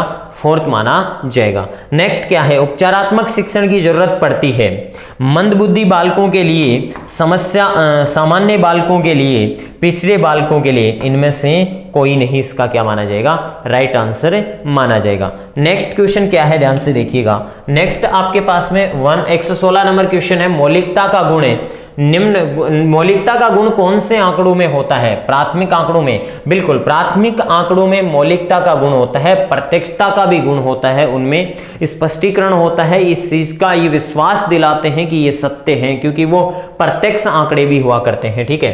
द्वितीयक आंकड़ों में मौलिकता कम होती है, उनमें विश्वसनीयता भी क्या होती है? कम होती है क्योंकि उनका स्पष्ट पता नहीं चलता कि ये कुछ ऐसा ही हुआ होगा, इस प्रकार के आंकड़े थे क्या, इस प्रकार से। और लास्ट नेक्स्ट आपके पास में है 117 नंबर क्वेश्चन, गणितीय शिक्षा पुस्तक के लेखक हैं। गणितीय शिक्षा पुस्तक के लेखक कौन के हैं? भीमशंकरन हैं। ठीक है। नेक्स्ट आपको कह रहा है कक्षा 3 में एक शिक्षक विद्यार्थियों को 4562 और 728 का योग करने के लिए कहता है। एक शिक्षार्थी, एक परीक्षार्थी या एक छात्र प्रश्न के उत्तर में निम्न प्रकार से प्रतिक्रिया करता है, मतलब इकाई के अंक के नीचे इकाई का अंक नहीं लिखता। यह प्रक्रिया यह दर्शाती है कि बच्चे में योग के कौशल की कमी है या फिर स्थानीय मान की अवधारणा की कमी है बच्चे में, क्योंकि उसको इकाई के स्थान पर इकाई का अंक ही लिखना चाहिए था, लेकिन वह इकाई के अंक को खाली छोड़ रहा है। उसके बाद में दहाई के अंक से शुरुआत कर रहा है, क्योंकि इकाई के अंक में इकाई का अंक ही जुड़ता है, इकाई के अंक में से इकाई का अंक ही घटता है और इकाई के अंक से इकाई का अंक ही क्या होता है? गुणा होता है। नेक्स्ट आपके पास में क्वेश्चन क्या है? नेक्स्ट क्वेश्चन आपको कह रहा है गणित की प्रकृति के बारे में सत्य है, यह अमूर्त हैं। यह अमूर्त हैं, बिल्कुल यह सही है। यह मूर्त हैं, ये गलत हैं। सेकंड नहीं हो सकता, तो इसमें भी है सेकंड और इसमें भी ये गलत हो जाएंगे। यह एक जीवन गाथा है जिसके माध्यम से संभावनाओं को व्यक्त किया जाता है, बिल्कुल ये भी सही है। और फिर नेक्स्ट आपको कह रहा है ये निगमनात्मक विज्ञान है। ये निगमनात्मक विज्ञान नहीं कह सकते इसको, ये आगमनात्मक विज्ञान है, बिल्कुल सही है। पहले इसमें उदाहरण और उसके बाद में उसमें क्या बनते हैं? नियम बनते हैं। तो फर्स्ट, थर्ड और फिफ्थ क्या माने जाएंगे? राइट माने जाएंगे। नेक्स्ट क्वेश्चन आपको कह रहा है कि व्यवहारिक जीवन के लिए अधिक उपयोगी है बीजगणित, अंकगणित। देखो, व्यवहारिक जीवन के लिए अंकगणित, जिसमें राशियों का अध्ययन किया जाता है, किसका अध्ययन किया जाता है? राशियों का अध्ययन किया जाता है, वो अति महत्वपूर्ण होती है बजाय बीजगणित, त्रिकोणमिति या उपयुक्त सभी के। ठीक है, तो अति महत्वपूर्ण कौन सी होगी? सेकंड होगी। इस प्रकार से हमने मैथ्स के पेपर का सॉल्यूशन किया। Okay, thank you. नमस्कार दोस्तों, आपके क्वेश्चन है 121 बार कि जब वर वधू अपने पिता के साथ मूल घर में निवास करते हैं तो उसे क्या कहते हैं? कि वर वधू जो अपने पिता के साथ मूल घर में निवास करते हैं तो उसे क्या कहते हैं?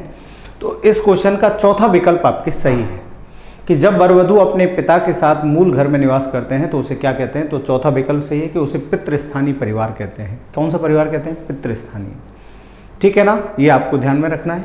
क्वेश्चन नंबर 122 जो है वह उसका भारत में 6 से 14 वर्ष तक के बच्चों को निःशुल्क एवं अनिवार्य प्राथमिक शिक्षा प्राप्त करने को मौलिक अधिकार कब बनाया गया, कि कब मौलिक अधिकार बनाया गया। 122वां क्वेश्चन है, इसका पहला विकल्प सही है कि वर्ष 2002 में। इसे क्या बनाया गया, मौलिक अधिकार बनाया गया। वही क्वेश्चन 123 है कि शारदा एक्ट का संबंध रहा है, कि शारदा एक्ट का संबंध किससे रहा है। 123वां जो क्वेश्चन है, इसका पहला विकल्प सही है कि इसका संबंध बाल विवाह से रहा है। किससे रहा है, बाल विवाह से। तो 123वें क्वेश्चन का पहला विकल्प आपके क्या होगा, सही होगा। फिर 124वां क्वेश्चन है, कांची और थाटम प्रमुख वस्त्र हैं, कि कांची और थाटम किस राज्य के प्रमुख वस्त्र हैं। गुजरात, मणिपुर, लक्षद्वीप, सिक्किम। तो 124वां जो क्वेश्चन है, इसका तीसरा विकल्प आपके सही है कि कांची और थाटम कहाँ के वस्त्र हैं, लक्षद्वीप के वस्त्र हैं। तो 124वें क्वेश्चन में तीसरा विकल्प आपके सही है। इसके बाद 125वां क्वेश्चन है, रेशमी वस्त्रों के लिए कौन सा कलफ काम में लिया जाता है, कि रेशमी वस्त्रों के लिए कौन सा कलफ काम में लिया जाता है। मैदे का कलफ, चावल का कलफ, गेहूं का कलफ, गोंद का कलफ, कि भाई हम कौन सा उपयोग में लेते हैं। बहुत शानदार प्रश्न है। और कलफ आप जानते हैं कपड़ों को थोड़ा कड़क और अच्छे से उनको परफॉर्म करने के लिए पहने जाता है, कलफ दिया जाता है कपड़ों में। तो 125वां जो क्वेश्चन है, इसका चौथा विकल्प आपके सही है कि गोंद का कलफ उपयोग में लेते हैं रेशमी वस्त्रों में। फिर आपके क्वेश्चन के उत्तरी रूस में पाए जाने वाले ग्रामीण जनजातीय आवास कहलाते हैं। उत्तरी रूस में पाए जाने वाले ग्रामीण जनजातीय आवास क्या कहलाते हैं। तो 126वां जो क्वेश्चन है, इसका आपके तीसरा विकल्प सही है कि उसे इज्वा कहते हैं। क्या कहते हैं, इज्वा कहते हैं, ये आपको ध्यान में रखना है। इसके बाद आपके 127वां जो क्वेश्चन है, वह है कि बाल किस प्रोटीन से बने होते हैं, कि बाल किस प्रोटीन से बने हैं। तो ग्लोब्यूलिन, म्यूसिन, क्रेटिन और कोहिनी, कि भाई बाल किससे बने होते हैं। ये क्वेश्चन आपको पूछ लिया जाए तो ये क्रेटिन से बने होते हैं। किससे बने होते हैं, क्रेटिन से। फिर 128वां क्वेश्चन है कि राजस्थान राज्य मुद्रालय सहकारी संघ लिमिटेड की स्थापना कब की गई। तो राजस्थान राज्य मुद्रालय सहकारी संघ लिमिटेड की स्थापना कब की गई, 1957, 1960, 1967, 1970। तो 128वां जो क्वेश्चन है, इसका दूसरा विकल्प सही है कि 1960 ईस्वी में। ठीक है। इसके बाद है कि जिला मंच का उल्लेख धारा 9 के किस उपभाग में किया गया है, कि जिला मंच का उल्लेख धारा 9 के किस उपभाग में किया गया है। 129वां क्वेश्चन है और इसका पहला विकल्प सही है कि धारा 9A में इसका क्या किया गया है, उल्लेख किया गया। भाई धारा 9 में है, फिर 9 में भी इसका किस में उल्लेख है, 9A में इसका क्या है, उल्लेख है। फिर श्रीगंगानगर सहकारी कताई मिल्स की स्थापना कब की गई। श्रीगंगानगर सहकारी कताई मिल्स की स्थापना कब की गई, तो 1978 में। ये आपको ध्यान में रखना है भाई, 65, 78, 81 ये 3 सहकारिता मिल हैं। ठीक है ना। तो आपके जो श्रीगंगानगर जो सहकारी कताई मिल है, इसकी स्थापना 1978 ईस्वी में की गई और इसका दूसरा विकल्प आपके क्या होगा, सही होगा 130वें क्वेश्चन का। इसके बाद है आपके 131वां क्वेश्चन। 131वां क्वेश्चन है कि ऊन एवं गलीचा पार्क कहाँ स्थित है, कि ऊन एवं गलीचा पार्क राजस्थान में कहाँ है। बहुत शानदार है, ये थीम पार्क है अपने राजस्थान में 9-10। तो उनमें से एक ऊन एवं गलीचा पार्क है, जयपुर, जोधपुर, बीकानेर, कोटा। तो ये ध्यान में रखना है। 131वें क्वेश्चन का तीसरा विकल्प सही है कि ये बीकानेर में है। कहाँ पर है मित्रों, बीकानेर में। तो यहाँ तीसरा विकल्प सही होगा। फिर है कांवड़ताल रामसर स्थल कहाँ स्थित है। कांवड़ताल बहुत प्रसिद्ध रामसर स्थल है और कांवड़ताल जो रामसर स्थल है ना, ये बिहार में है। कहाँ पर है, बिहार में। ये आपको ध्यान में रखना है। तो 132वां जो क्वेश्चन है, इसका चौथा विकल्प आपके क्या होगा, सही होगा। फिर है भारतीय रुपये का आधुनिक डिजाइन किसके द्वारा तैयार किया गया। तो भारतीय जो रुपये है उसका आधुनिक डिजाइन डी उदय कुमार के द्वारा तैयार किया गया। इसका चौथा विकल्प आपके क्या होगा, सही होगा। इसके बाद है कैसिनी उपग्रह नासा के द्वारा किस ग्रह के अध्ययन के लिए प्रक्षेपित किया गया। ठीक है ना। तो ये जो आपके उपग्रह है, ये आपके शनि जो है, इस ग्रह के अध्ययन के लिए प्रक्षेपित किया गया था नासा के द्वारा। इसका नाम कैसिनो या कैसिनी रखा गया। कैसिनो या क्या रखा गया, कैसिनी रखा गया। ठीक है ना। इसके बाद आपके 135वां क्वेश्चन आता है कि कौन सा भारतीय अंतरिक्ष यान उपग्रहों को ध्रुवों की कक्षा में स्थापित करता है, कि ऐसा कौन सा भारतीय अंतरिक्ष यान है जो ध्रुवों की कक्षा में स्थापित करता है। वह है PSLV। इसका पहला विकल्प आपके सही है कि पोलर सैटेलाइट लॉन्च व्हीकल। ठीक है। इसके बाद 20वीं पशुगणना में घोड़ों की संख्या में राजस्थान देश में कौन सा स्थान रखता है। तो ये ध्यान में रखना, तीसरा स्थान रखता है। 2012 की गणना की बात नहीं करें अपन, 2019 में 2017 की गणना के आंकड़े 16 अक्टूबर 2009 को आए, उसमें तीसरा स्थान रखता है। ये आप ध्यान में रखना। वैसे आपको हमने बोनस की व्यवस्था की कि कुछ बच्चे 2012 के आंकड़ों को लेकर आए थे, लेकिन ये आप बिल्कुल स्पष्ट क्लियर है कि 2019 में 16 अक्टूबर 2019 को जो आंकड़े प्रस्तुत किए गए उसमें हम तीसरा स्थान रखते हैं। फिर 137वां क्वेश्चन है कि सर्वश्रेष्ठ प्रजाति की मधुमक्खी है। तो सर्वश्रेष्ठ प्रजाति की मधुमक्खी एपिस मेलिफेरा है। इसका पहला विकल्प आपके क्या होगा, सही होगा। इसके बाद है कि राजस्थान में कठपुतली संग्रहालय कहाँ स्थित है, कि राजस्थान में कठपुतली संग्रहालय कहाँ स्थित है। पहला विकल्प इसका सही है कि उदयपुर में। कहाँ पर है कठपुतली संग्रहालय, तो उदयपुर में है। 138वें क्वेश्चन का पहला विकल्प आपके क्या है, सही है। इसके बाद आपके 139वां क्वेश्चन है कि कोंबलगढ़ दुर्ग में स्थित वह लघु दुर्ग जिसे मेवाड़ की आंख कहा जाता है, जहां महाराणा प्रताप का जन्म हुआ, कौन सा है। तिमनगढ़, बाला किला, कटारगढ़ और चौमुआगढ़। ये बहुत शानदार आपके प्रश्न आए कल्चर वाले, जो भी हमारे एक्सपर्ट्स हैं उन्होंने या कल्चर वाले सर का जो हमारा बहुत अच्छा अनुभव है, बहुत शानदार प्रश्न दिया, वो है आपके कटारगढ़। 139वें क्वेश्चन का तीसरा विकल्प आपके क्या है, सही होगा। इसके बाद है महाशिवरात्रि मनाई जाती है। 140वां क्वेश्चन है कि महाशिवरात्रि कब मनाई जाती है। बहुत शानदार आपके प्रश्न है। और 140वें क्वेश्चन का दूसरा विकल्प सही है कि फागुन कृष्ण त्रयोदशी को महाशिवरात्रि मनाई जाती है। फागुन कृष्ण कब त्रयोदशी को मनाई जाती है।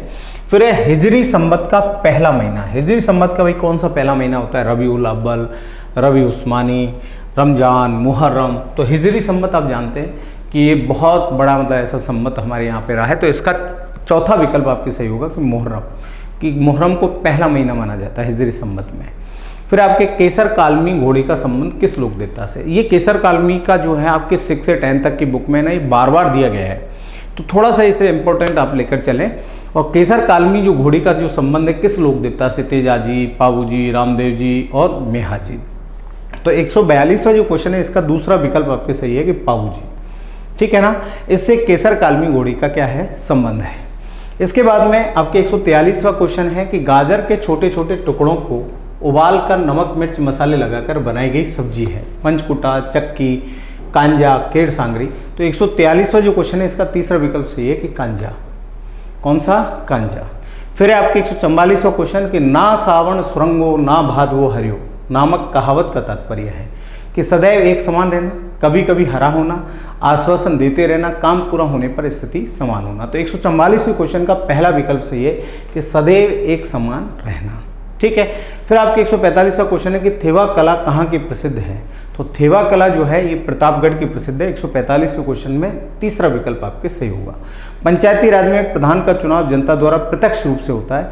ये जो क्वेश्चन है इसमें आपको बोनस दिया गया है, ये आपको ध्यान में रखना है कि 146वें क्वेश्चन में आपको क्या दिया गया है, बोनस दिया गया है, ठीक है ना। इसके बाद में 147वां जो क्वेश्चन है इसका चौथा विकल्प आपके सही है कि संविधान संशोधन के प्रस्ताव के संबंध में दोनों सदनों में मतभेद होने की स्थिति में क्या होगा कि प्रस्ताव गिर जाएगा। तो यहाँ पर जो है इसका चौथा विकल्प आपके क्या होगा, सही होगा। फिर है कि विधानसभा अध्यक्ष को किस प्रकार पद से हटाया जा सकता है, कि विधानसभा के अध्यक्ष को किस प्रकार से पद से हटाया जा सकता है। कि विधानसभा के सदस्यों द्वारा साधारण बहुमत से पारित संकल्प द्वारा, विधानसभा के सदस्यों द्वारा 2/3 बहुमत से पारित संकल्प द्वारा, विधानसभा मंडल के सदस्यों द्वारा साधारण बहुमत से पारित संकल्प द्वारा। तो 148वां जो क्वेश्चन है इसका पहला विकल्प सही होगा कि विधानसभा के सदस्यों द्वारा साधारण बहुमत से पारित संकल्प द्वारा, ठीक है ना। तो पहला विकल्प आपके सही है। फिर 149वां क्वेश्चन है मानव शरीर की सबसे बड़ी ग्रंथि है, कि मानव शरीर की सबसे बड़ी ग्रंथि क्या होती है, अग्नाशय, यकृत, लार ग्रंथि, अधिवृक्क। तो यकृत जो है मानव शरीर की सबसे बड़ी क्या है, ग्रंथि है। 150वां क्वेश्चन है कि भोजन निकलते समय श्वास मार्ग को बंद करके भोजन को श्वास नली में जाने से रोकता है, क्या रोकता है, एपिग्लोटिस, कंठ, श्वास नली और श्वसनी। तो 150वां जो क्वेश्चन है इसका पहला विकल्प सही है कि एपिग्लोटिस, घाटी द्वारा, ठीक है ना। इस तरह से हम आपको 13 तारीख का जो क्वेश्चन पेपर था उसका हल लेकर आपके बीच उपस्थित हुए हैं, और ऐसे ही आपके प्रश्न पत्रों के हल लेकर हम आपके बीच और हमारी प्रयास टीम जो है उपस्थित होती रहेगी। बहुत बहुत आपको धन्यवाद, थैंक यू।